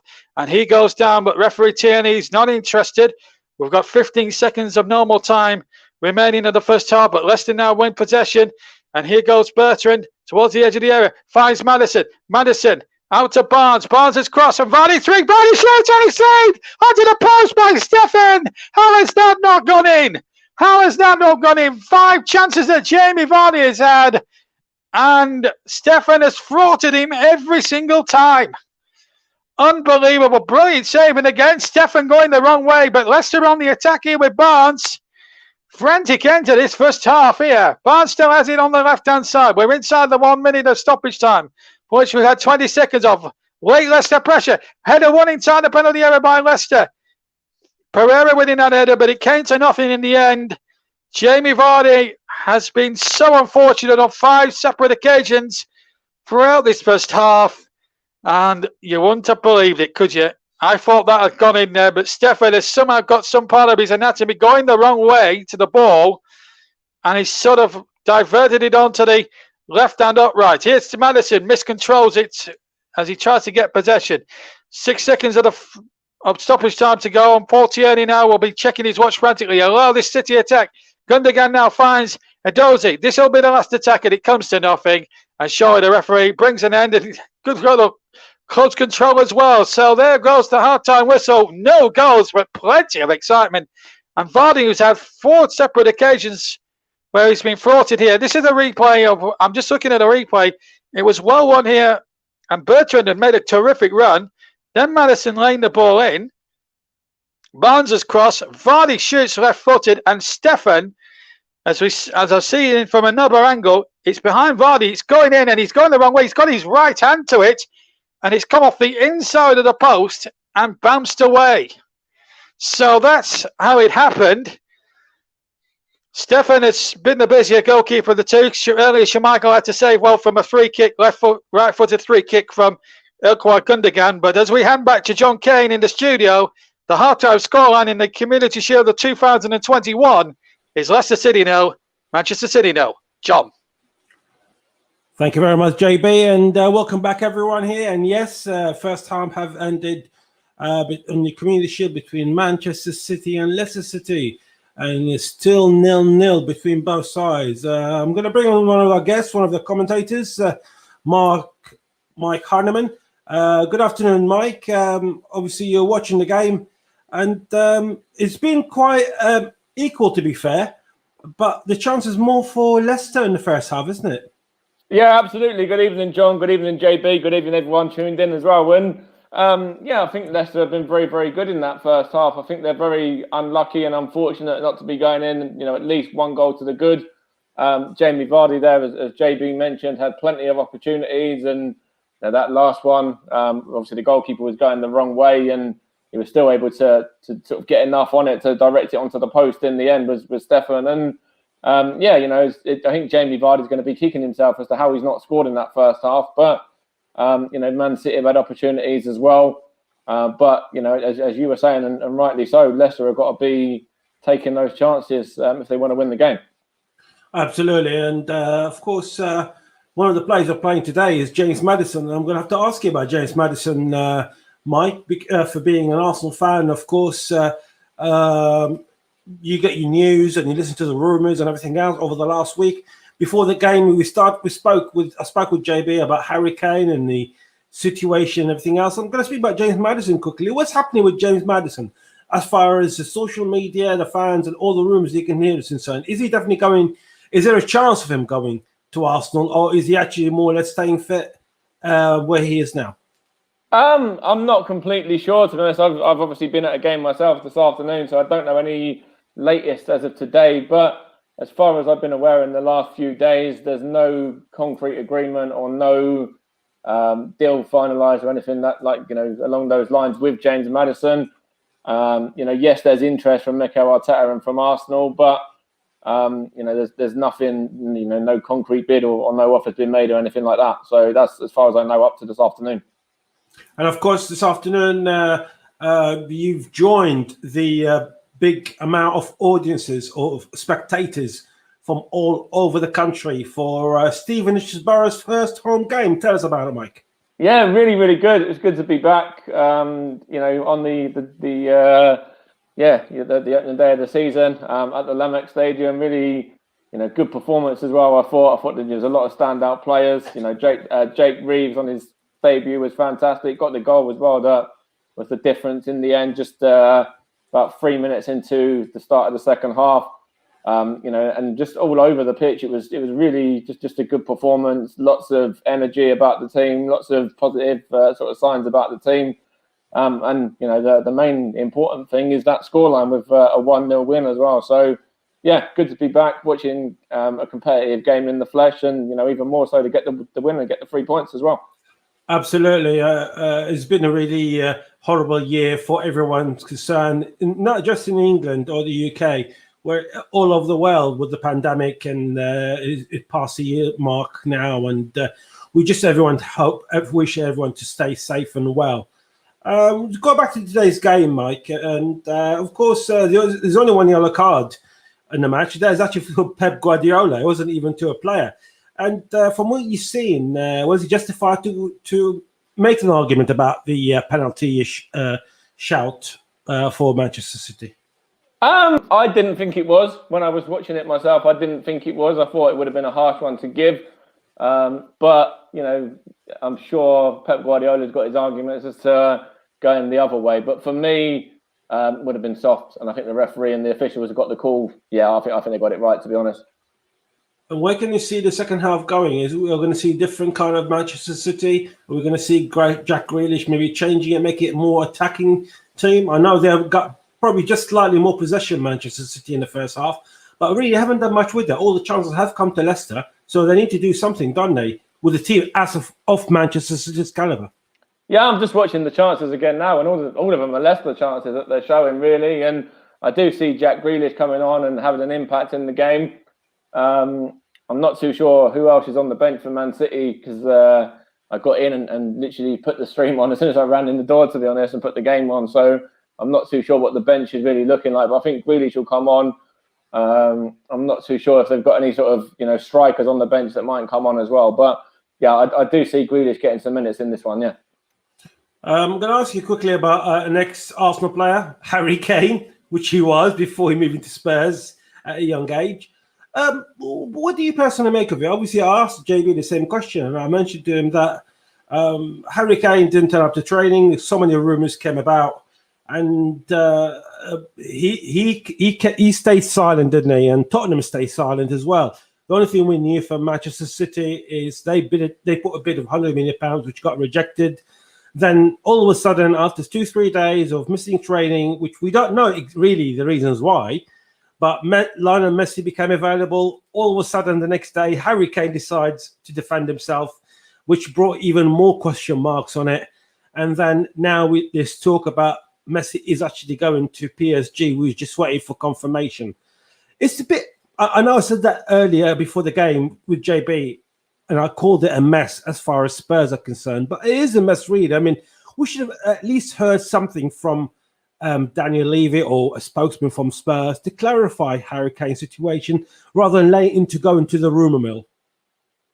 Yeah, 100%. I think, with the rumours from Harry Kane being away, I think originally they said that he missed a couple of days training and he extended a holiday or didn't return in time from when he was sort of supposed to be coming back to training at Spurs. And I don't know whether that's true or, hearsay or whatever it may be. But, it's going to be interesting to see what happens with Harry Kane, of course, in the remaining part of this transfer window, and even to see what happens in the next week, whether he lines up. Obviously, he won't play in the pre-season friendly, you say pre-season friendly, it's Arsenal Spurs, it's not going to be a friendly, but he won't play in that tomorrow, and then it's going to be interesting to see what happens with him, for the opening game, which, ironically, is Man City Tottenham. Absolutely. We talk about the big news, and obviously I've just mentioned Messi, and after so many years with Barcelona, he's always been the one-team wonder, one of the best players of all time. At Barcelona since the age of 8 or 9, if I remember correctly, and now he's 34. And then obviously due to not agreeing to contract, because from what we're hearing here in Spain, that contract would have actually bankrupted Barcelona straight away. But it's going to be weird, isn't it, seeing someone who stayed with this club throughout the best years of his life or best years of his career in a different team, regardless if that was Man City, PSG, or even AC Milan. But it's going to be weird seeing Messi in a different shirt, a part of Argentina. 100%. It's going to be weird seeing Barcelona play without Messi in their side as well. But, I think that PSG is a good move for him. They're, a club that have got lots of talent, lots of money. So they'll be able to afford his wages easily and everything like that. And it won't be the same sort of situation where, it's a club possibly getting bankrupted like Barcelona would have been. But, yeah, it's going to be interesting to see him, Kylian Mbappe, the Neymar, all link up in the same side. It's going to be, bar Ronaldo, it's going to be fantastic to see probably 3 of the 4 best in the world all playing in the same team. I think I've got the advantage of listening more about the Spanish football here, and I think people outside of Spain, some don't seem to realise the big financial problem that actually hits La Liga. And La Liga, who used to be probably the best league in the world, let's say about 5-6 years ago, and now even the attraction towards La Liga hasn't been that good in the last 2-3 years. People are more interested in the Premier League. They're getting back in watching the Serie A. That league has improved. It's not going back to as good as it was in the 90s, but is improving. And of course, if Messi does end up in PSG and all signed, sealed, and delivered, we're going to see an attraction coming into the French league, the League One, which of course we'll try to cover as much as we can of Paris Saint-Germain to satisfy our customers and our listeners. But it's a big problem in football. The pandemic didn't really help. And I know Arsenal Spurs pulled out in the end, but at this stage, at the stands, teams like Madrid and Barcelona are still in that pack of the European Super League.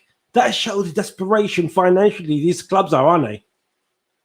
100%. You see that those sort of clubs are in dire straits. They desperately need that money. And they're not giving up. They're not giving up. Sorry, Mike. They're not giving up on the idea, are they? No, not at all.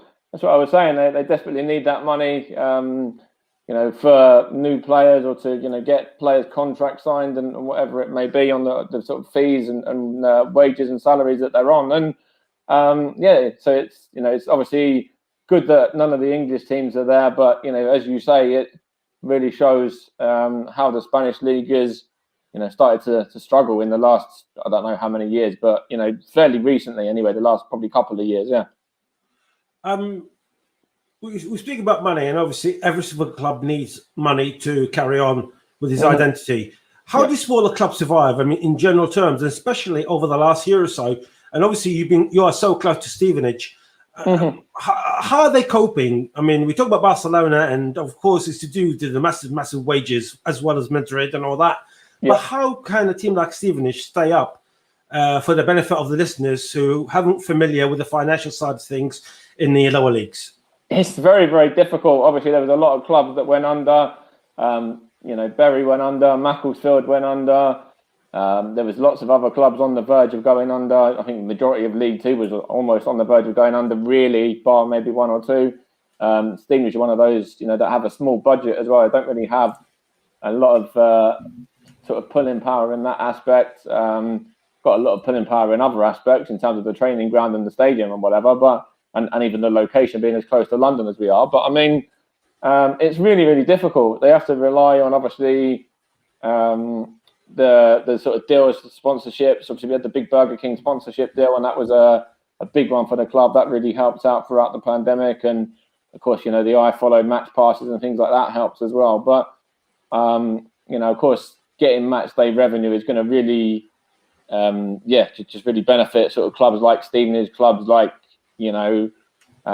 Carlisle, clubs like Barrow. All of those sort of clubs.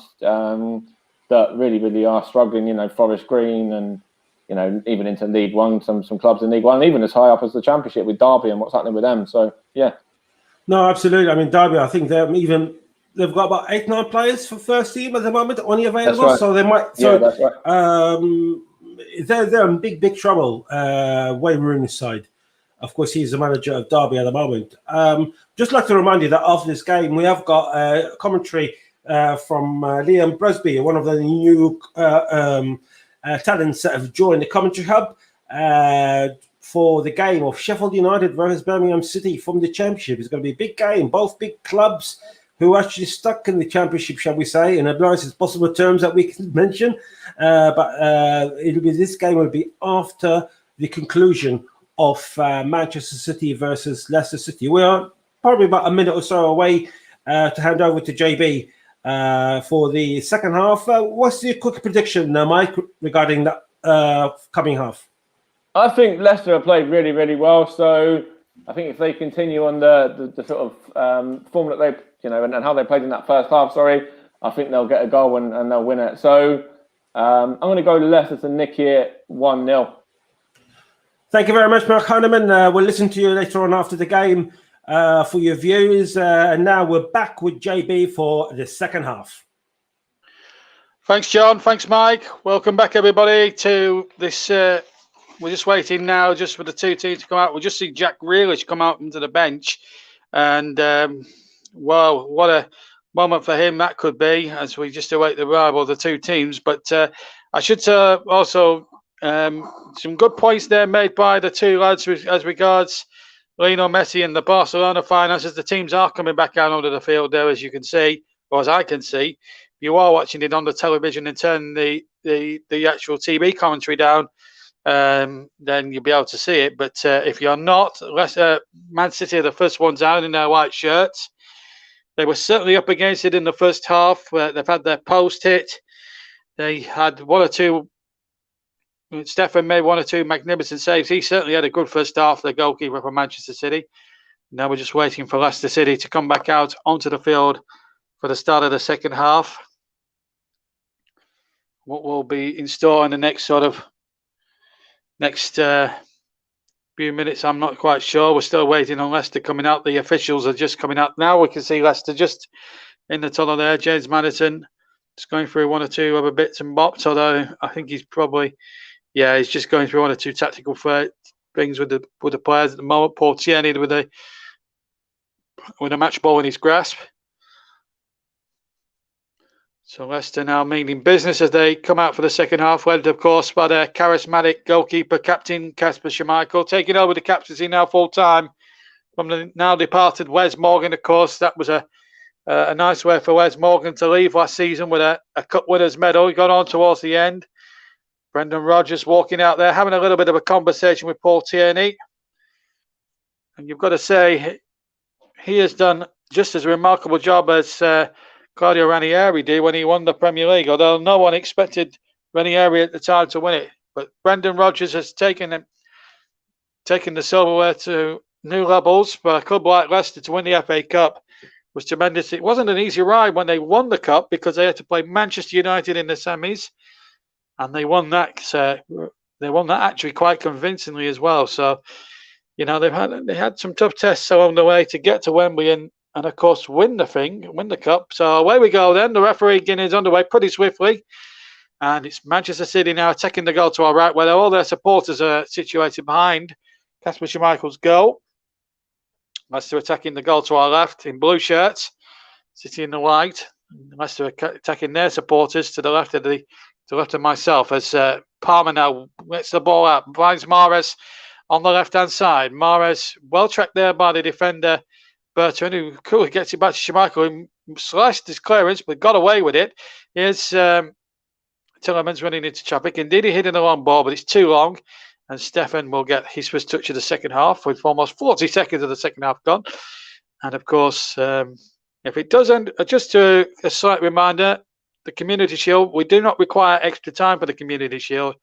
If it does end a draw after 90 minutes, folks, we will have a penalty shootout to decide who will win the Community Shield. If it does end a draw 0-0, 1-1, 2-2, whatever, we will go straight to penalties. And as regards the substitution rules for the Shield itself, 6 substitutes can come on and play at any one time during this now second half as the ball is spreading into the penalty area and for a goal kick. It was a cross in there from Edozie and well away from harm's way in the end. It wasn't a particularly good cross. There was nobody gambling inside the 6-yard box in a white shirt for Manchester City, and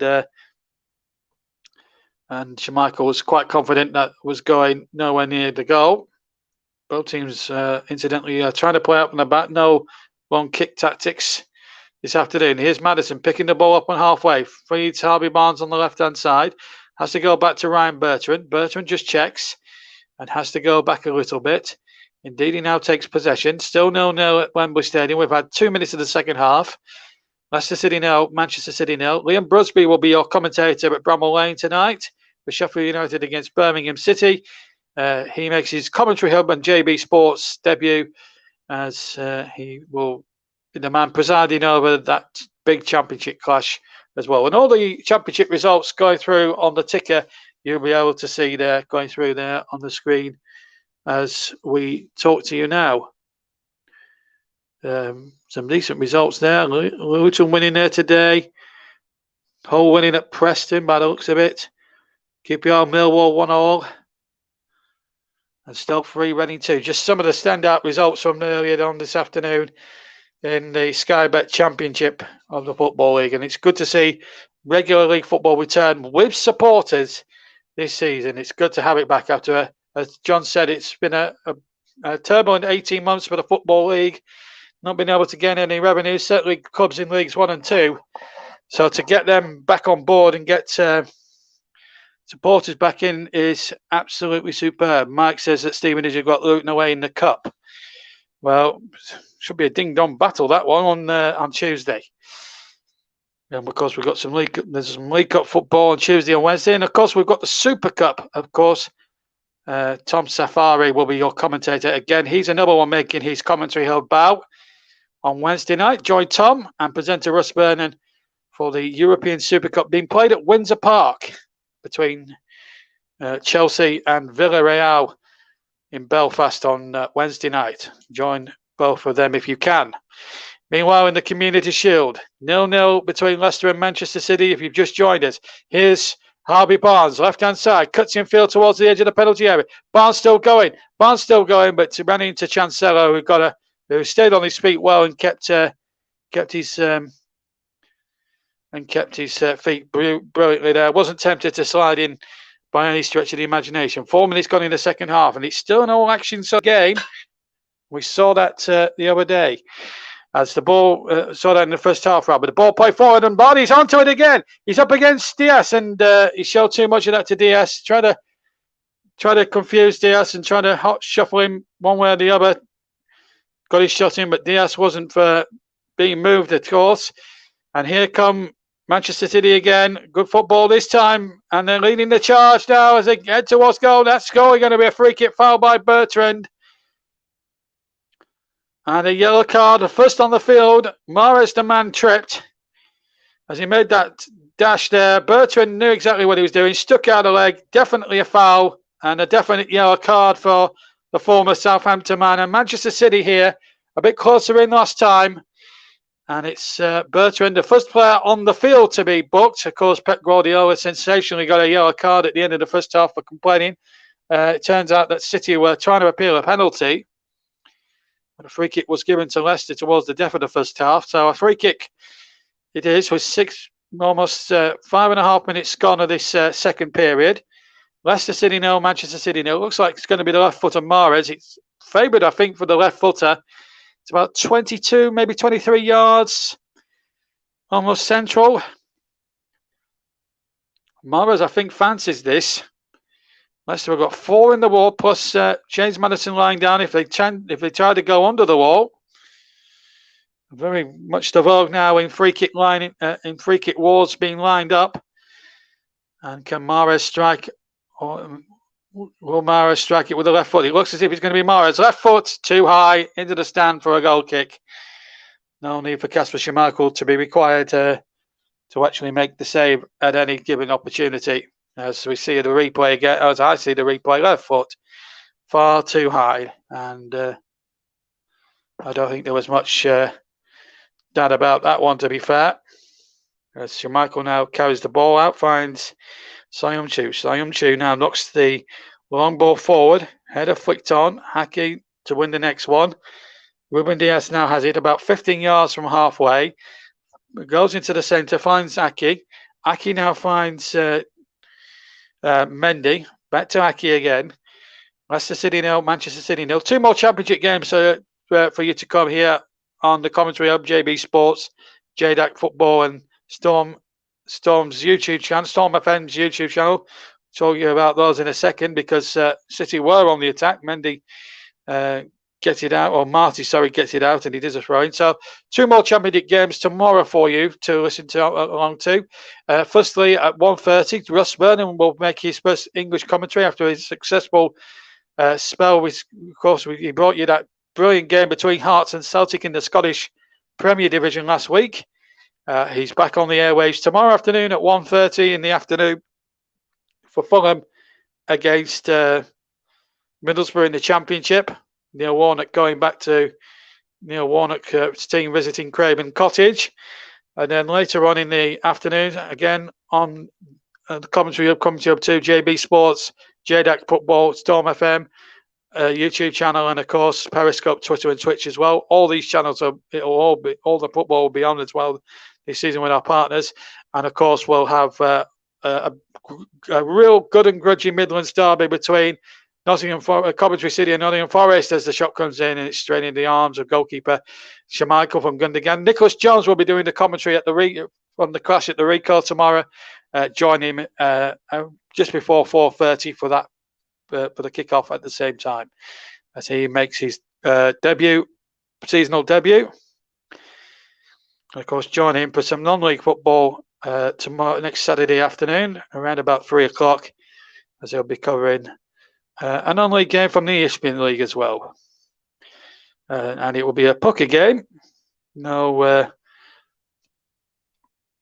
off-tube stuff. It will be done exclusively from the ground. So you'll have all the authenticity of a proper atmospheric non-league football ground. So next weekend, join Nicholas Jones next Saturday afternoon for some non-league football, but some non-league ESPN League football, and I hope you can join us for that. Meanwhile, back into the present day, at the top of the English tree, we've got the FA Cup winners in action against the Premier League champions, who finished 12 points above everybody else. Liverpool, Manchester United, everybody else. And I've got £100 million worth of talent on the bench in Jack Grealish. Interesting now, I was just off the mic at half time and I was reading through some of the professional comments, and Roy Keane was quoted on television as saying it's absolutely ridiculous about the Harry Kane thing, as Vardy concedes a free kick to Manchester City. He said something about a gentleman's agreement, and he said absolute rubbish. So Roy Keane, obviously forthright in his views. He has been forthright throughout his footballing career, whether as a player, a manager, and a pundit. And again, no exception there. As Mahrez gets the ball forward and wins the corner for the defender, Sion Tubes, for a Manchester City corner. As we come up towards 10 minutes played of the second half. Leicester City 0, Manchester City 0. And it's Mahrez with a short corner to Cancelo. Back to Mahrez again. The ball chipped in there. A chance inside a penalty area for Manchester City. Shot comes in from Gundogan. Right foot in and it goes over the bar. I think he may have just sliced it over the crossbar. And it's gone behind for a goal kick, I think, for Leicester City. But Manchester City now just starting to get on to grips with things here at Wembley Stadium this afternoon. Yeah, just hits it into the ground and swirls away to safety for a goal kick. Schmeichel now takes possession. And the attempts so far, Leicester have had 8 and Manchester City have had 9. So we've had in total 9 attempts apiece. So we've had something in the region of around about 17 attempts between the two sides. For a 0-0, that's actually quite some going. It's just that both goalkeepers and a combination of wayward shooting in both goalkeepers have certainly kept the score sheet blank at the moment. So hopefully now we'll see 1 or 2 goals in the second half for you to enjoy. And please keep your comments clean, of course, if you are watching on any particular platform, whether it's on JB Sports, JDAC Football, Storm FM, Commentary Hub 2, and of course Periscope, Twitter and Twitch. Please keep your comments sensible and clean. We are, every match we cover on the Commentary Hub, we are a family show and very respectful to everybody who tunes in, whatever race or religion or whatever sex you are, whether you're a boy, girl, man or woman. We welcome all comers. Here's Riyad Mahrez inside the penalty area, just loses it there. Good tackle there, and now Solanke gets it forward to Harvey Barnes. And Barnes, who had a terrific first half, has spread James Maddison on the far side. Back to Harvey Barnes inside the area. Vardy waits in the centre. It's a corner for Leicester. 57 minutes gone in the second half. Still 0-0 in this 2021 FA Community Shield, sponsored by McDonald's. And Leicester City have won another corner. I'd like to look at the corner count. Must have been to double figures for both sides now. We've had plenty of those throughout the first half here at Wembley Stadium, second half, throughout the match so far, I should say, at Wembley Stadium. Oh, dear me. Oh. What's the panic? Anyway, corner kick. Solanke forward from the back. So too is Mendy as well. And Bertrand. I just wonder if we're going to see a goal action here as the ball is going to be threaded in from the far side. And here it comes towards the 6-yard area. Stefan with the punch comes out to Tillemans.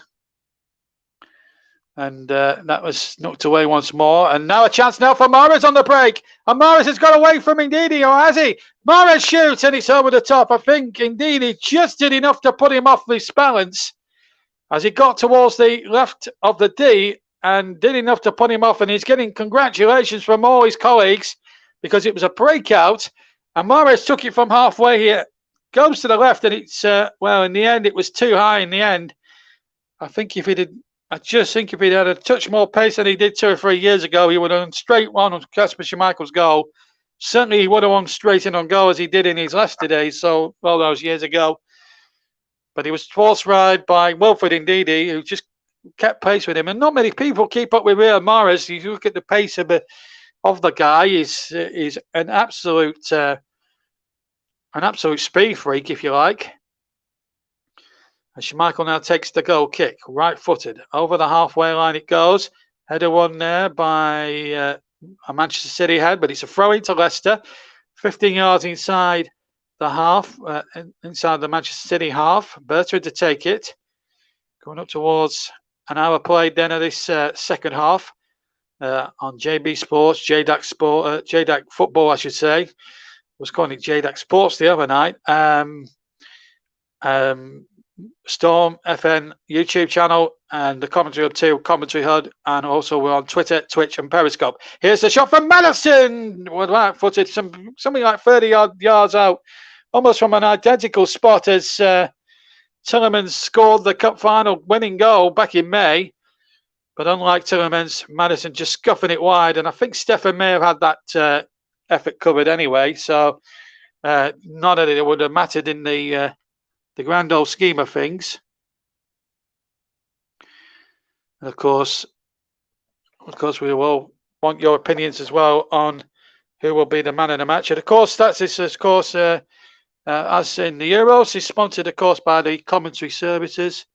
We've got a comment there, some great commentary. Thank you very much indeed. I don't know who that was. I couldn't really tell, but some great commentary there. It's one of the many comments that we're getting at the moment, and that's good to see. Right, back to the game, and it's Riyad Mahrez receiving it on the right-hand side. He plays a little bit ball in there towards Ferran Torres, but again, good covering back there from Ricardo Pereira, and it's a corner kick. It's terrific stuff. No goals, I'm sad to report, but please, I'm delighted in a way that the game now is still living up to everybody's expectation. These are two good attacking sides.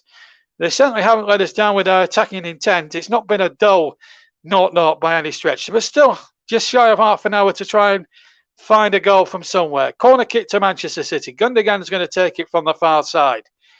Are we going to see a breakthrough here at Wembley Stadium? Here comes the corner. Headed away by Leicester. Only as far as Mahrez strikes it, deflects, and wide again behind for another corner, just to the left of the goal. So Pep Guardiola sitting there anxiously, hoping and praying amongst anything now that there'll be a goal in the offing here. Gundogan comes over to the far side, puts the corner on the quadrant. We'll go out to take the corner from the far side. 0-0 at Wembley Stadium if you're listening to us across all our participating platforms this season. Corner kick then, and I just saw an Algerian flag as the corner comes into the penalty area towards Diaz. Again, it comes out to Mahrez about 25 yards from goal. Just miscontrolled it and had to go back to Mendy. Mendy hits the ball forward, and that's a good ball towards Gundogan. Controlled it nicely, and now a chance inside the area. A little chip forward, and a chance there for Aki going forward, and knocked away there by Ndidi. Fernandinho going in there with the chest. Did really well. Still 0-0, amazingly, here in this Community Shield. And it's been a good watch for a 0-0. It's been a great watch.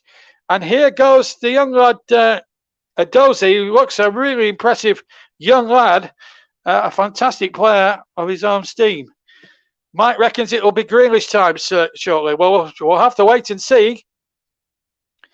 As the ball now comes forward, and it's with Chancellor finding Nathan Aki. Remember, you can use anything up to 6 substitutes. The ball has been put out of play, and we've got a player down injured, and it's the young number 53, Edozie, who's down. I wonder if it's just maybe an hamstring or a bit of cramp there.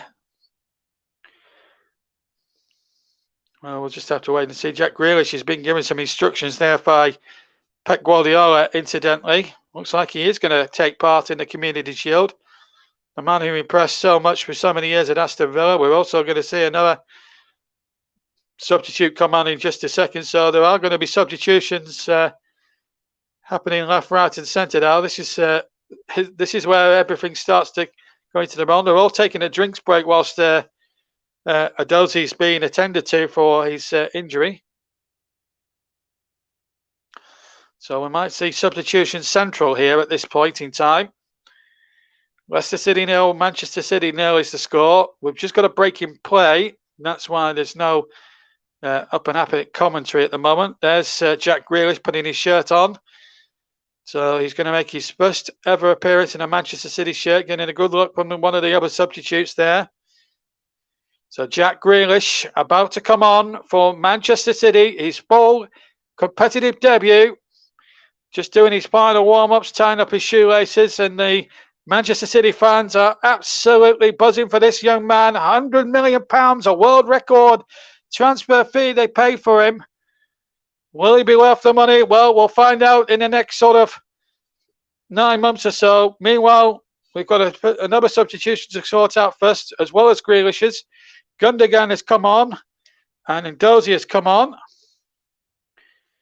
And the players are going to come up. Rodri's the one that's coming on for Manchester City, and Jack Grealish will replace Edozie as well. So Rodri on, and Jack Grealish now replaces Edozie. And that's the start of substitution central now, because we're going to get quite a lot of substitutions in the next sort of 25 minutes or so.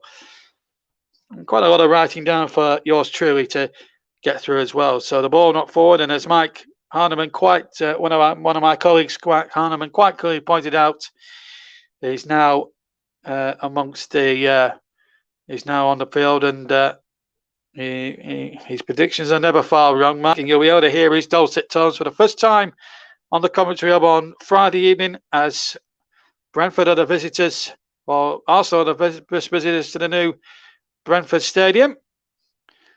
Brentford against Arsenal. Brentford's first top flight fixture for around about 60 odd years, and we'll have it live on Friday night for you. Mike Harneman will be joined in the commentary box by former Arsenal and Middlesbrough man Justin Hoyt, who was an absolute star for us at the recent European Championships. Pleasure to work with him, and a great guy as well. You'll be able to hear them too on Friday night, 8 o'clock kickoff on JB Sports and Commentary Hub 2, and Periscope and all that. Well, as the cross comes in from the left-hand side from Harvey Barnes, and a goal kick to Manchester City. It was I don't think it was intended actually as a shot from Harvey Barnes. Would have took some doing that. Although it was a bit of a dangerous moment there for Stefan, who just had to dive across to his left as he looked at it to make sure nothing untoward happened there. So we've had well over 20 minutes of the second half. We've got just shy of 25 to go. Maybe if it ends a draw, we have a penalty competition to decide who wins the Shield. But I've got a good feeling that we're going to see a goal in the next sort of 25 minutes, and let's hope so. We don't even want to see the Charity Shield won lost on penalties, do we? So let's hope for the best. Let's hope anyway. So we've got just shy of 20 minutes to go then at Wembley Stadium. Halfway through the second half, here's Grealish on the ball, gets it back to Ake. Ake now gets it out to the far side. Good football this from Manchester City. Mendy now takes the ball and plays it on towards Jack Grealish. Takes on Ndidi. Grealish muscled out a bit, and it will be a throw in. And still we await the first goal with bated breath. This is Cancelo now for Manchester City. Ball play forward towards Fernandinho. Fernandinho turns and the shot comes in, or the attempted ball towards Grealish comes in. Schmeichel cuts it out. Hopefully the fresh legs will make a bit of a difference. Grealish, of course, had a week of pre-season training at Villa Park. And if he can come in and make a bit of an impact in this next sort of 22 minutes plus stoppage time, then I think Manchester City fans will be very happy with their very new acquisition. £100 million. Myself and John Kane were talking about how transfer fees have bloomed. It's like nearly 100 years since the first £1,000 footballer, Alf Common. Of course, 1974 was the first £1 million player worldwide. That was Johan Cruyff. First £1 million player in Britain was Trevor Francis, 1979. And of course, we've had £2 million footballers and all that. 15 million, of course, famously for Alan Shearer. Here is the £100 million man, Grealish on the ball, running inside. Grealish now trying to take on all comers as well as 6 Leicester City defenders. And in the end, he ran out of room to which to try and dig out a cross, and it's gone into the arms of Schmeichel. But Grealish now just showing a flash of the genius that has persuaded Pep Guardiola to spend £100 million on. It's raining very heavily now at Wembley Stadium. Pep Guardiola, not perturbed by that, still there in his white t-shirt, short-sleeved, of course, with his slacks on. Very casual dresser amongst football managers. when I first started watching football some 35 years ago, managers in those days, like Big Ron Atkinson, would have sheepskin coats on and jewellery, and Christ knows that what else one. How times have changed in styles amongst football managers over that period of time. And Mike has just pointed out to me that there will be a triple substitution coming up for Leicester in a few moments, and I've just seen activity on the bench. Meanwhile, Jack Grealish has, Palmer, has the ball, and Tielemans has tackled him. So this is where it all gets a little bit confusing now. I'm trying to make sense of it all. So triple substitution, we're going to see Albrighton on. Albrighton definitely. In fact, it's not a triple, it's a quadruple substitution. Samari is going to come on as well. So Perez is going to come off. And Mark Albrighton will come on. That's the first one I can confirm to you. So Perez is off. Vardy is also off as well for Leicester. Jamie Vardy is definitely off. And we're going to see Daka come on for him. So that's the second change. So Daka is on. And then we're going to see number 22, Dewsbury Hall, replace James Maddison. Are you keeping up with me here?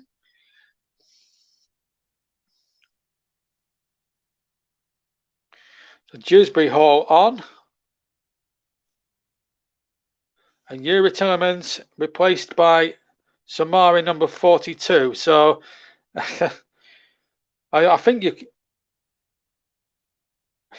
There we are. 4 substitutions. I hope you've kept up at home. So there we are. I've confirmed all 4 substitutions. And here, Samari on the ball straight away. Oh, my word. My notes are going to be all over the place. I'm going to show a picture of my notes to everybody on Twitter a little bit later on, just to show how cockeyed it's all been. The notes of the 2 teams, incidentally, the referees and the stats don't matter too much. But so City have made 2 changes out there, a lot of 6. And Leicester have made 4 out of there, a lot of 6. And we're still 19 minutes to go. And I think we're seeing a bit more activity down on the Manchester City bench by the looks of it as well. Here's Jack Grealish now from Palmer's pass.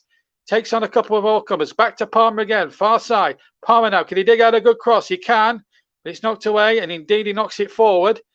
And now we're going to see an all-new strike force now. Daka will play up front by the looks of it. Vardy will be kicking himself with missed chances, and the flag has stayed down, I think, against Ferran Torres. Out came Schmeichel. And Ferran Torres, I think, may have just hurt him there. Schmeichel wasn't impressed. Torres did apologise, to be fair. Definitely onside as the ball was played. So if it did go to VAR, it'd been interesting. I think Torres had every right to go for the ball. Great goalkeeping, it has to be said, from Kasper Schmeichel there. But to be bluntly honest, I don't think Schmeichel had a just cause to complain. Ferran Torres had every right, in my opinion, to go for that ball. So 17 minutes to go, plus any injury or stoppage time. And as things stand at the moment, we're looking at a penalty competition to decide the Community Shield. And I hope you're keeping up, everybody at home, with everything that's going on. We've had a total now of 6 substitutions, and we may well be seeing the 7th and 8th very, very shortly. In fact, we are now. Bernardo Silva is going to come on for City. He will be the 2nd substitution, and we're going to see that's Ferran Torres, so he's coming off. Are you keeping up? Ben Knight, number 96, yes, 96. Ben Knight is going to come on, so he's the first one. The second one is Bernardo Silva, and Cole Palmer is the man coming off there, and so B Silva will come on for him there. So 4 substitutions apiece used by both Leicester and Manchester City now. Are you keeping up at home? I hope you are. Still 0-0 in case you were wondering. And still a good quarter of an hour still to go of the Community Shield match. Been an interesting game in a lot of retrospect. Anyway, here's number 42 now. Number 42 is Solmare. Solmare gets the ball forward. So still 0-0. Chances here now. Dewsbury Hall is in short supply. Dewsbury Hall now gets his first touch. Try to say that quickly. 0-0 here in the Community Shield. It's been played really well. I have to say both teams have really gone for it. It's just that both goalkeepers and a little bit of wayward finishing from both sides has been a crucial factor in why we're still at 0-0 at this stage with a quarter of an hour left to play. But I have to say, in the main, it's been a really terrific watch. And some good football play, some good skills, some nice sparky moments that have really got the fans on the edge of their seats. And it's not been dull by any stretch of the imagination. It's been a good game to watch, but still no breakthrough. Are we going to see a goal maybe in the last quarter of an hour that just could decide it all? And here's Bernardo Silva. He's certainly one man that can unpick a defence. Remember the last time these two teams met at Wembley in a major match, 1969 FA Cup final. Bernardo Silva around the back, inside the penalty area. Grealish waits as well. And Bernardo pulls it back. He goes behind everybody, in fact, and wasn't a very good ball by the newcomer there, Bernardo Silva. But here he is now on the ball. Grealish offering a bit of an overlap on the far side should he choose. He goes in field. Chancellor now has possession. Chancellor now out to the far side. He finds Mendy. Mendy now to Grealish. Now this is where he's going to make that count. And the offside flag, I think, was up there. It was. And a throw-in it is to Leicester City, in fact. Well, it's been an interesting 76 minutes or so here at Wembley this afternoon. Still no sign of what's going to happen now in this game. Bertrand is going to take the throw in.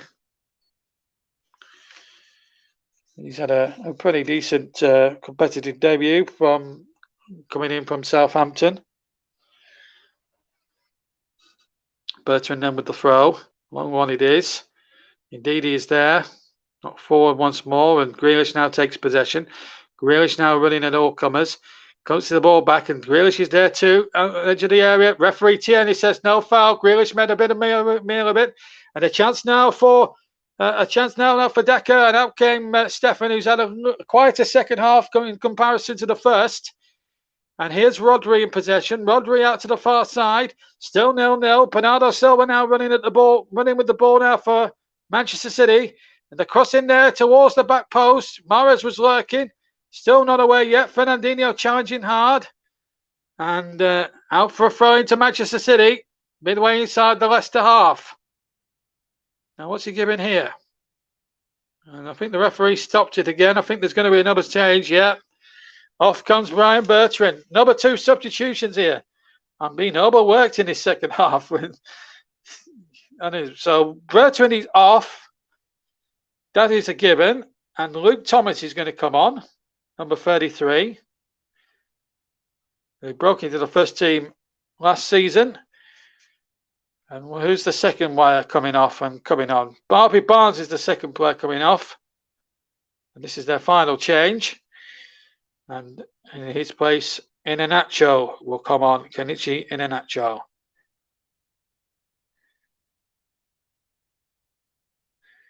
So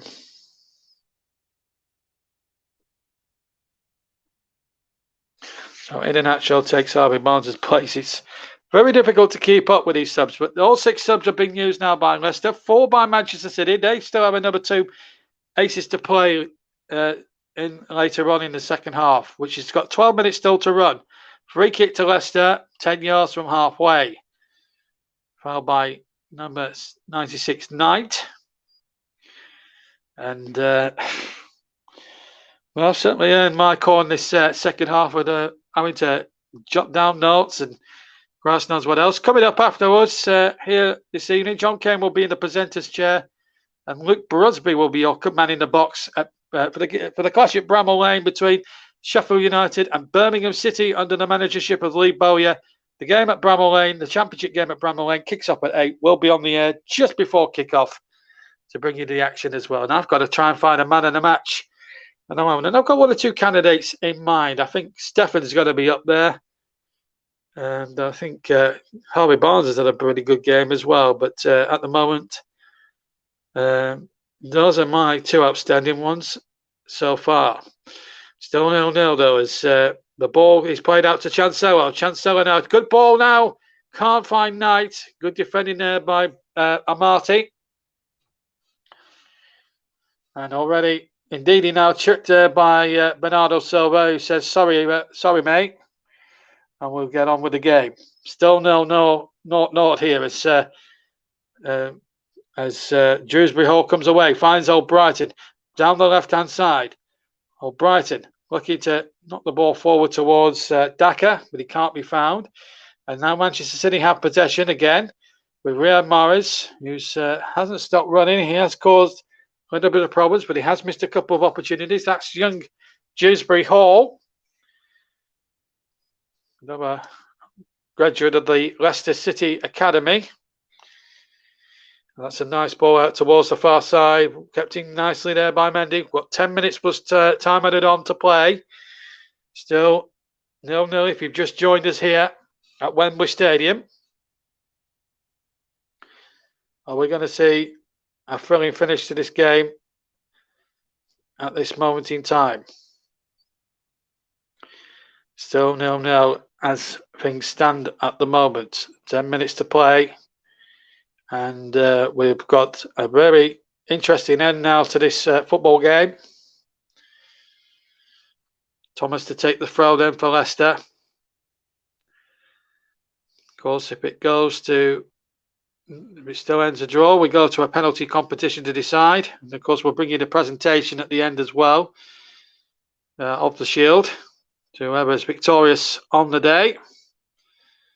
And good football this by Samari, and draws the free kick. And back to the olden days where feet are flying in left, right, and centre to try and grab a piece of the ball here. So it looks as if, beyond a shadow of a doubt, we're going to have a penalty shootout, unless a goal is going to be scored in the next sort of 5 or 10 minutes. And it's going to be hooked away by Mendy. And players are going down left, right, and centre here at the moment. And City now trying to play a bit of ball, but that's a bad ball. Saka picks, Darker picks the ball up, not Saka. Here's Salisbury Hall. Salisbury Hall back in field to Ndidi. Good football there again, but can't find Iheanacho, the former Manchester City man. And now City are on their way again, and it's Riyad Mahrez. But he's just been pushed out towards the right-hand side a little bit there. Good defending there by Luke Thomas. And here is Chancelo now for Manchester City. Back to Fernandinho now. Chancelo, Rodri. On to Ake now. Far side it goes. Right to left flank. This is Grealish. Grealish coolly back to Mendy. Does the right sensible thing.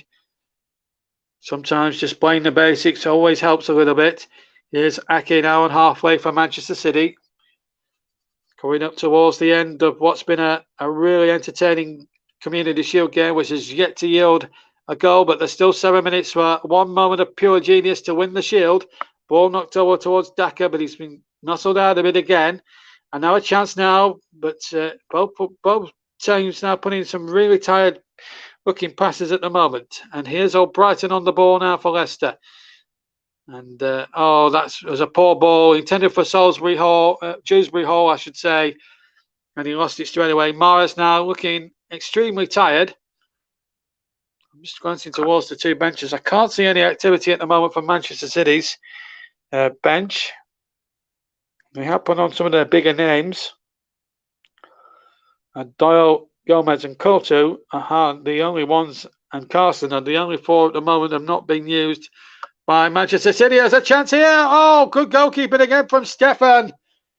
He came out and Daka was clean through, and Stefan read it well, perilously close to the edge of the area. He was still inside the area, and he spread himself well. And I think that might just win him the Man of the Match award. That's 6 marvellous pieces of goalkeeping that I can think off the top of my head that Stefan has made. He's certainly kept City in the contention here. Here's Grealish on the ball. Picks out Bernardo Silva. Still 0-0. And remarkably, and Leicester could have won this game purely and simply out of the sight if it wasn't for the heroics of the goalkeeper, the Manchester City goalkeeper, who's odds on, in my opinion, to win our first man of the match award of the new season. The ball chipped out the new English season, I should say, here on the commentary of JB Sports. The man of the match, of course, sponsored by Barry Swain's excellent commentary services company. As the cross comes in, and it's knocked away on as far as Mahrez, left-hand side. Back to Chancellor. Plenty of Leicester players back. Grealish is there at the back post. Halbury. Grealish now trying to take it down. A chance inside the penalty area, and it was Knight who tried to take it down, and it straight into the arms of Schmeichel. And well, I'm gonna make sure well, there's still about 4 minutes to go, John, and we'll confirm in about 89 minutes, but he's certainly the favourite at the moment. Got 6 or 7 saves. It's sure you've got to look at him seriously as a man in a match contender anyway. Here's the ball knocked back once more by Thomas, back to Schmeichel, who hasn't really had many saves to make in comparison. He did make that super save in the first half to deny Gundogan from a free kick, but apart from that, nothing much else he's had to do. When you look at the other goalkeeper at the other end, Stefan, he's made some remarkably good saves.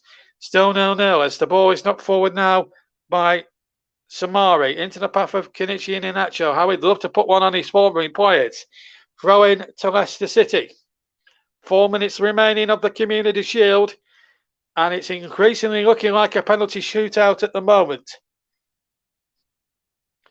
And it has been one of the most remarkable games you'll see without a goal being scored. But can Grealish and Co now, or somebody from Leicester? Oh, there's a mistake, and indeed it's in. And what's happened here? A penalty given. A penalty's been given for Leicester. There was a foul inside the penalty area. Paul Tierney has given a penalty kick. It was a foul on Iheanacho inside the penalty area, and Leicester have a chance to win it. It was Aki there dawdling on the ball, and Aki there brings him down, and that is a penalty kick. VAR will check it, but I think that's a clear and obvious penalty. Aki loses possession, clearly trips the back of his thigh. Really ridiculous play there, and that shows that's really showed up Aki there. And I think it has to be a penalty. The yellow card's being brandished now, and the behaviour of City players is, I'm afraid, disgraceful. In a game up until now that's been played in a terrific spirit. Mike agrees with me, definite pen, and I don't think there's much doubt about that. It is a pen, and it's Aki's own fault. It's Aki's own fault here, because if he doesn't dawdle on the ball, none of this actually happens. Ridiculous. VAR will have checked it, but I can't see them overturning this one for absolutely sure. And Manchester City are furious, but it's a clear-cut penalty. I can't see what just cause they've got. And the penalty now will be given. Can Leicester, the FA Cup holders, win the Shield? Stefan there. Very curious shirt looking font. It reminds me of the graphics for Blockbusters back in the 1980s. But anyway, back to the present day. And Iheanacho, the former Manchester City man, has a chance now to bury his former club from 12 yards. Left-footed. Stefan, who's pulled off some heroics this afternoon. Can he pull off them big heroics some more and save it? It's going to be tough now as Iheanacho steps up and scores into the top right-hand corner. The top right-hand corner, I should say. And Leicester City going front. Stefan guessed the right way. Think he might have got a slight glove on it, but no more. But it doesn't matter. Leicester lead 1-0. And looking at Brendan Rodgers there on the monitor, you would think he just lost the Shield rather than almost win it. But a great penalty, and it looks as if the Foxes are going to win the Shield again, possibly for the very first time ever. There's the penalty, and Stefan so near to getting there near it. Read it well, and he got a little glove on it, as I suspected he might have done. but he could only push it into the top right-hand corner. And looks as if it's going to be Leicester City's day at Wembley today. And I think Mike Arneman was probably right at half-time. It was going to be a one goal either or, and it looks as if it's going Leicester City's way at the moment. So 1-0. 1-0 at the moment. And City deserve what they got there. They did absolutely deserve.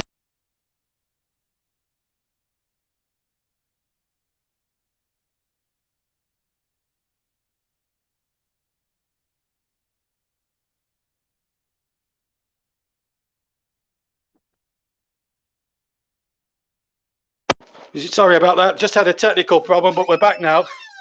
So Fernandinho was booked for yellow card as the ball is now going towards the penalty area. Leicester now trying desperately to defend. Just had a technical fault there, so apologies to anyone who may have. Now we're into stoppage time. We haven't had any indication from the fourth official 4 added minutes, but terrific finish here to the game. Definite penalty, that's for sure. And Leicester leading 1-0 as the ball is pumped into the penalty area. And Thomas trying not to touch it, and he didn't in the end. A goal kick to Leicester, but Nathan Ake, what was he thinking of? What on earth was he thinking of there? It was a terrific penalty, and Pep Guardiola will be cursing his luck. Fernandinho really shouldn't have protested in the way that he did. And it was never anything. There was never any doubt it was a penalty. Myself and Mike called it right. And at the full time, we'll get John Kane and Mike Arneman's comments on the second half. And the comment, but a little bit of consolation for Stefan, who was the beaten goalkeeper. He will be the man in the match, purely and simply on the basis he made 6 magnificent world-class saves. So the man in the match, sponsored by Commentary Services, goes to the Manchester City number 13, the goalkeeper Stefan. So a little bit of a consolation prize for him on a day where he'll probably end up on the losing side, but he's played really well and was very unlucky not to save that penalty there from Kenichi Iheanacho. But it looks as if a penalty is going to decide it all today. So Stefan is our man of the match, sponsored by Commentary Services, and that's purely and simply because of the super saves he made earlier on in the day to deny Jamie Vardy, a top quality goal scorer, 5 times in one game is something really not to be sniffed at. And he's played really well and doesn't deserve nothing being put past him, because he's played magnificently well. But City have possession. 2 minutes have been played of stoppage time. In fact, we've had nearly 2.5 minutes. Mahrez now has possession. Picks out the ball now into the penalty area. City players are forward. The white shirts are up. Aki now trying to make it men's race. He goes down. The referee looks at it and says no penalty. And Schmeichel has possession. And it looks as if it's going to be Leicester City's day, as it was 2.5 months ago in the FA Cup final. That day it was won by a sensational goal against Chelsea by Yuri Tillemans, a goal of real pure genius. Today, it was a penalty gifted to them by Nathan Ake, which might just win the day here. And it looks as if Leicester are going to get the first bit of silverware of the brand new season, the curtain raiser, the FA Community Shield. Looks as if it's going Leicester City's way. Here's Schmeichel now, right-footed, kicks long. Don't forget, stay with the Commentary Hub and JB Sports and JDAC Football if you're a subscriber to that channel.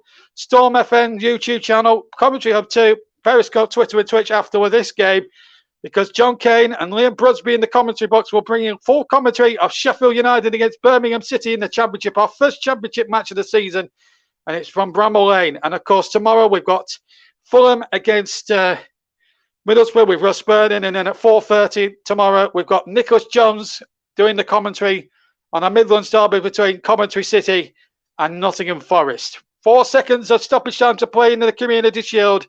And the West Midlands and a number of the West Midlands, East Midlands clubs, Leicester City, are going to be rejoicing again in the streets of Leicester, just as they did in May, because they're going to have the Community Shield to the FA Cup. And what an achievement it's going to be for them as the whistle sounds.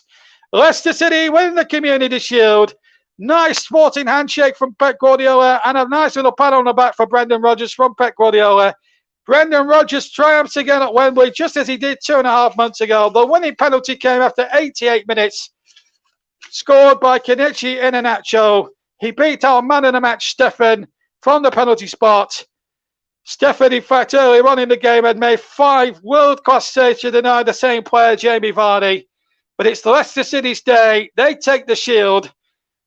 And the FA Cup holders, yet again, prove recent history right and beat the Premier League champions.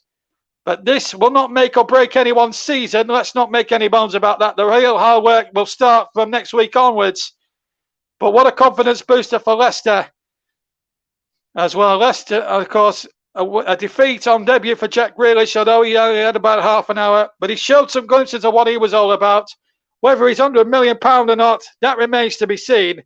But what is been seen here today, that Leicester City, again, with another piece of silverware. They won the Premier League 7 years ago. They won the FA Cup earlier on this season, and now they'll take the shield.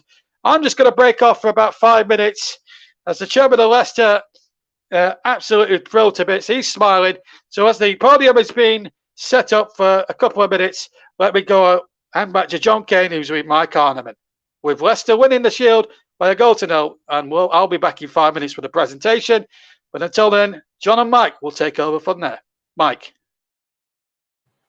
Thank you very much, JB. Cheers. And yeah, it's finished the game with Leicester lifting the first trophy of the season. The Charity Shield, after beating Manchester City by a goal to nil, came through Iheanacho, one of the so many subs that we've seen in this game. And JB, God bless him, he literally was hard work. And I'm sure I'm going to suffer from that. And all of us, we're going to see the 6 substitutes coming in, especially if they're coming in all at one go. But congratulations to Leicester. Bad luck for Manchester City, but I'm sure we're going to see Manchester City winning a trophy or two, aren't we, Mike, in this season? 100%. I do see them being up there, challenging for the title once again. Probably challenging for the FA Cup, Champions League as well. They'll be there or thereabouts in a lot of the competitions. But yeah, it's Leicester's day.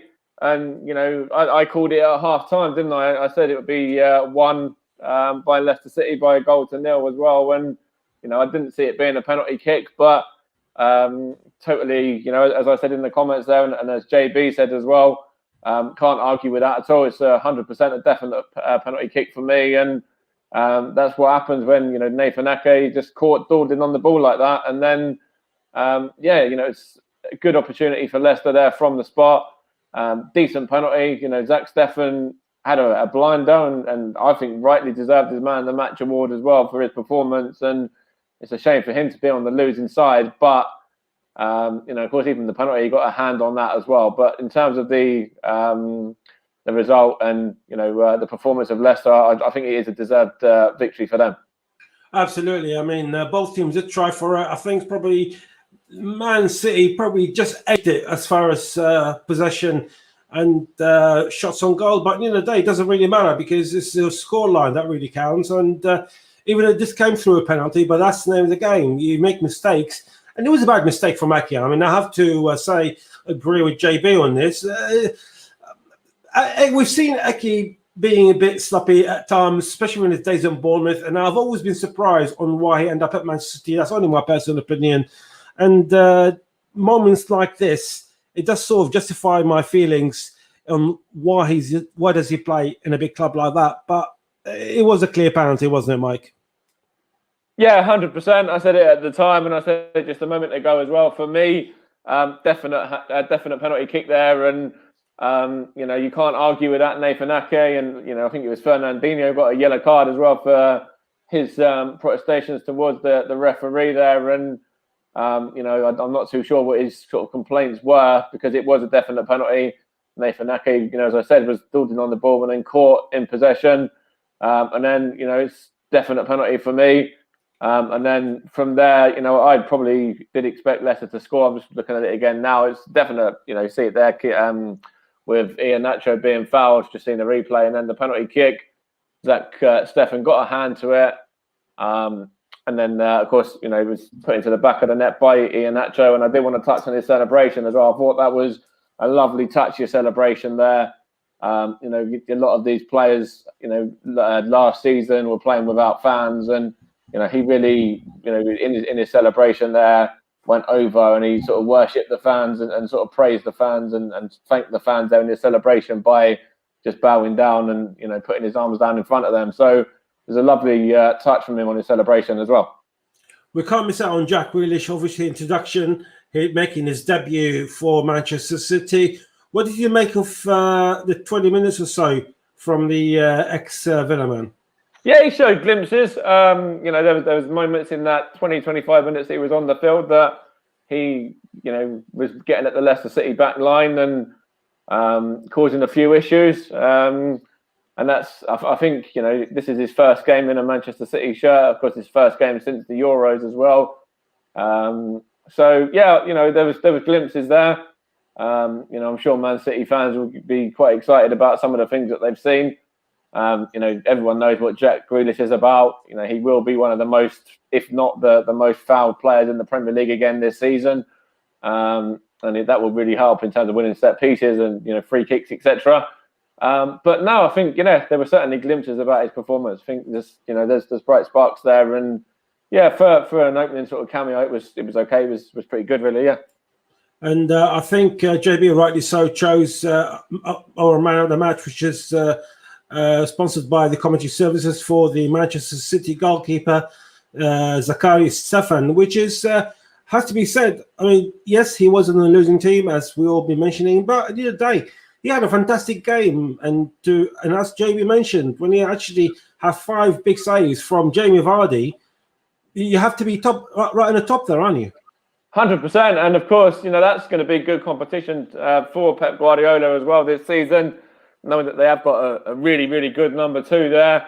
Of course, Ederson will be the number 1. Everyone knows that, but Zach Stefan there, is a very adequate and very good number 2 as well. And will certainly come in when needed and do a really, really good job. And if he performs anywhere as good as he has today, then he's certainly going to challenge Ederson for the number 1 even as well. Absolutely. Actually, funny enough, I was looking through the Leicester team sheet to see if there's any ex-Spurs players who actually been on that team who actually just won another trophy. But luckily, no, there isn't any ex-Spurs players who left Spurs to win a trophy. But it's been a great performance from Leicester. They stood their ground throughout the game, and they've done themselves proud. And let's not forget, they have won the FA Cup last season as well. It was a brilliant game, one of the best matches I've ever seen in my life, to be fair.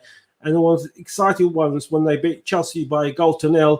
And Leicester have to be definitely in the top 6, aren't they? I mean, we talked about the Super League and all that stuff, but surely they have to be in the top 6. I'll come back to you, Mike, after that. Let's just go back to JB now and for the presentation. JB. Yes, it's just a few seconds away. They're just going through the winning penalty moment again. That challenge there from Aki. The shield is ready. The medals are ready. They'll pick them up themselves. We're just watching that penalty going there from the substitute Iheanacho. And I have to echo what the lads have just said. It was a definite penalty. There's no doubt about that. There's a great grim there from Kasper Schmeichel, who was a hero in defeat some 3.5 weeks ago when Denmark played England in that European semi-final. But there is Brendan Rodgers. And you've got to say, at the end of the day, folks, he has done a magnificent job. He's carried on where Claudio Ranieri left off. I know they had Claude Perrault and Greg Shakespeare before that, after Ranieri had gone. But to pick up where Claude Perrault left off, and they were a club that were really in mid-table, sometimes fighting relegation, certainly after they won the league. And now the players will go forward to receive their medals. Brighton leads them towards there. No Royal Box presentation again this time. They'll get their medals, and then Kasper Schmeichel at the back of the queue. There's James Maddison picking up his medal. Yuri Tillemans, no winning goal for him today, but a fine performance from him. And they're all kissing their medals, not choking them away like the England players did some 3 weeks ago when Italy beat them in the European Championships.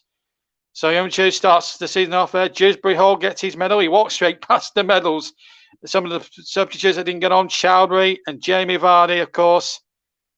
And then Kasper Schmeichel. What a hero he's been. Brendan Rodgers will pick up his medal as well. And Kasper Schmeichel will receive the FA Community Shield. A terrific captain. Lifted the FA Cup in May after an heroic display against Chelsea. He didn't have to do too much in the way of goalkeeping heroics today. He grabs the shield with his medal round his neck. Brendan Rodgers has received his medal as well. They come up now, the bubbly and the champagne will start flowing. He's calling everybody that wasn't involved, even the players that he couldn't even get in the squad today. And the champagne is flowing, and Kasper Schmeichel lifts the Community Shield aloft. And Leicester City win the first major honour of the season, the FA Community Shield, and their fans, you must admit, are cock-a-hoop. Terrific performance. They were absolutely brilliant first half without breaking them down. sacked Stefan, our man of the match, sorted out as Manchester City make their way off disappointed. But they'll be back. No doubt they'll be back and ready to go for the start of the season a week today. But a terrific performance from Leicester City. Worthy winners in the end, even though they needed a penalty in the last couple of minutes of normal time to win it. They take the Community Shield and take it for the first time ever. Winners over Manchester City by 1-0. And that is it from me this afternoon. I'm going to hand you back to John Kane and Mike Harneman.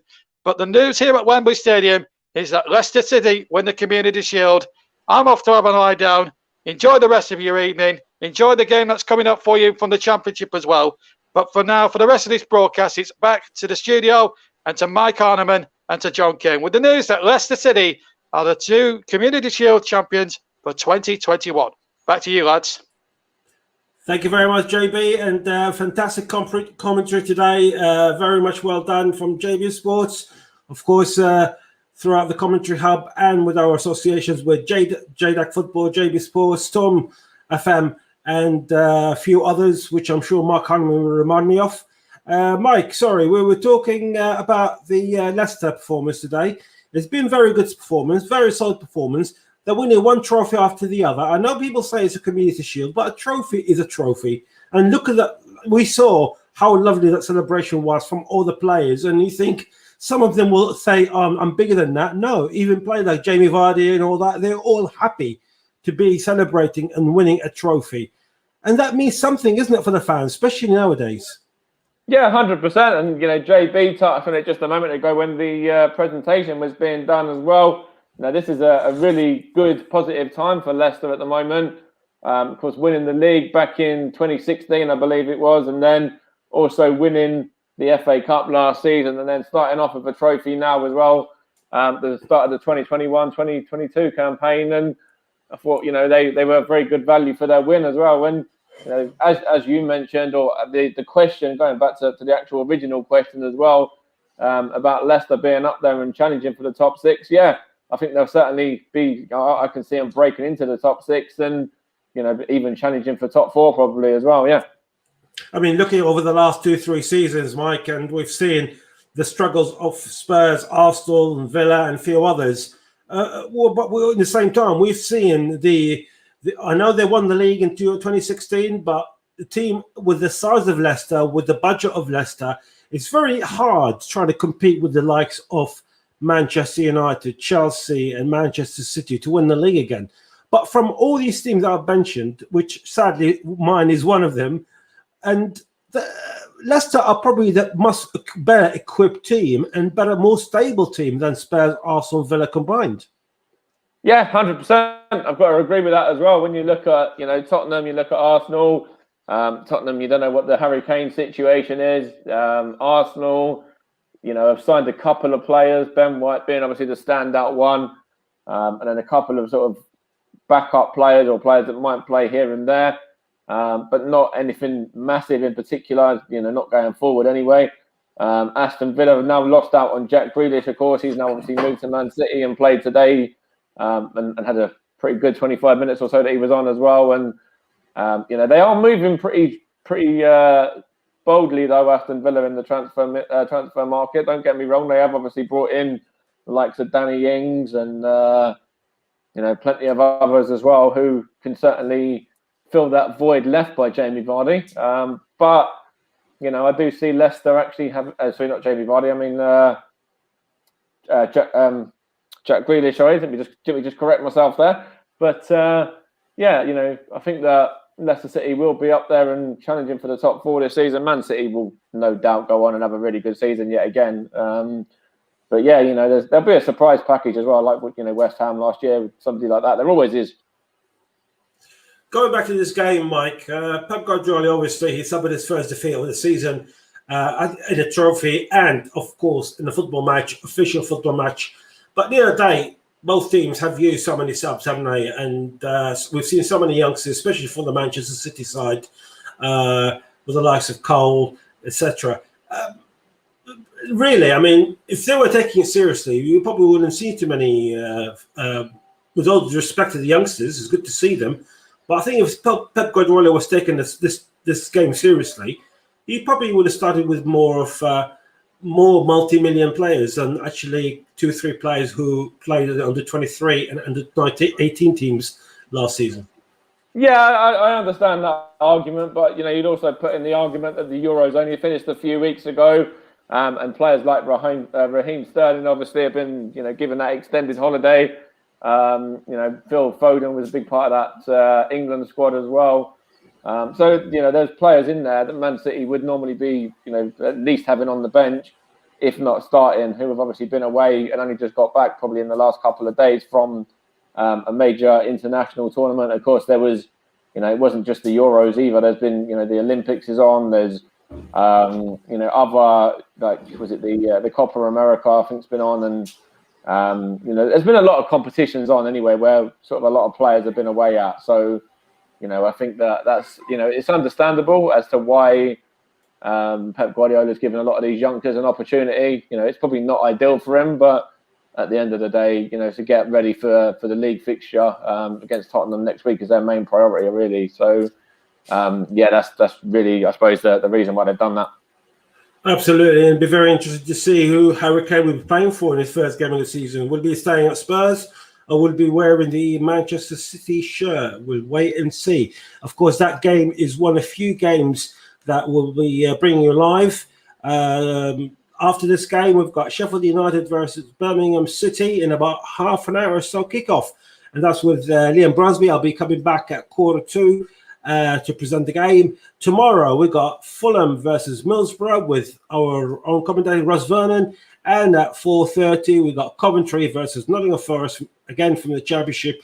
And that's with Nicholas Jones. Of course, on Wednesday, we got the Chelsea versus Villarreal, which is going to be by one of the new commentators, Tom Safferty.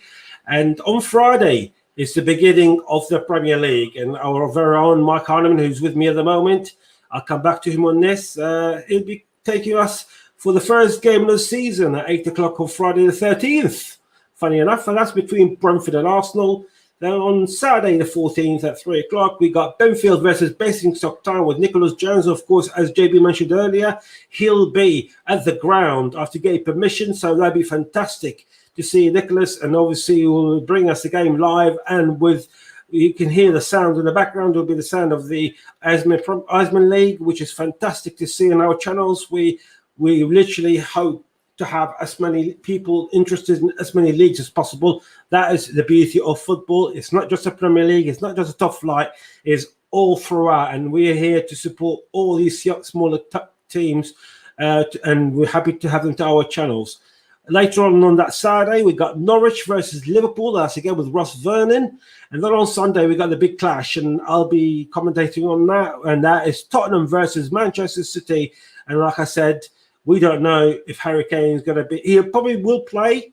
We just don't know what shirt he will play unless he's not fit to do so. Just before we finishing off, Mike, I'll come back to the first game of the season, which you're commentating on, Brentford versus Arsenal. Yes, Brentford are a newly promoted team, and but it's not going to be easy on Arsenal playing away from home, especially now the fans are back.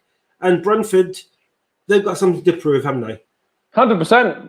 London derby first game as well, which obviously is going to be a big thing for Brentford. So yeah, Brentford, they could actually go on and surprise people this season. They've got Ivan Toney up top, who of course is a really, really good goal scorer, proven in the Championship. And if he can continue that form from last season into the Premier League, then Ivan Toney could actually have a really good season, and that would help Brentford quite a lot. And we all know what Arsenal's sort of frailties and vulnerabilities at the back are like, and somebody like Ivan Toney, is somebody to certainly be wary of. Be interested to see whether Ben White starts or whether Ben White's on the bench for that game, whether he's thrown in straight away as well, and who he's alongside, whether that's Pablo Marie or somebody else, with Gabriel being out for the first 3 months of the season. And yeah, looking forward to it. It's going to be a really, really good game. Looking forward to coming back and working alongside Justin Hoyte again as well, who, as JB rightly mentioned, was a revelation and a real top pro. Pardon the pun. Obviously, he was an ex-pro anyway, but in terms of his commentary debut, he was a top pro on that side of things as well for everything that he did in the Euros. It'd be great to work with him again on Friday, and looking forward to it. As I said, I think it'd be nice to get back in the commentary box, get behind the mic, and give it a real good go again this season. Absolutely, and of course, I forgot to mention that on this Thursday at 8 o'clock, we got the Commentary Hub Season Predictions podcast, which is going to be live, and that's going to have most of our commentators, and we should be it'd be very interesting to hear all these commentators with their own predictions for this coming season, if that was in Europe or in the Premier League. Mike Harriman, thank you very much for you being with us this afternoon, and we'll hope to see you on Thursday. Yeah, absolutely, mate. Looking forward to Thursday as well with the podcast. That's going to be another great day.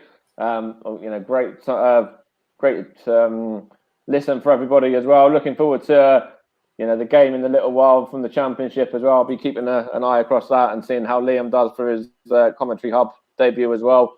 And then, of course, I'll be following the games tomorrow and just following them all through as much as I can now. So when my brother's actually at Fulham tomorrow lunchtime, so I'll keep an eye on that one to see. I'm sure I'll be watching it anyway, but I'll be getting updates from him because he's going with a couple of old uni mates and that. So yeah, going to be good. Looking forward to the next game and then going from there. Thank you very much. That's Mike Hardiman, who of course will be with us on Thursday, and also he'll be taking on our first commentary game of the season this Friday, Brentford versus Arsenal in the English Premier League. Please join us again in about 15 minutes or so for Sheffield United versus Birmingham City with our own new commentator, Liam Busby. So join us shortly and stay tuned.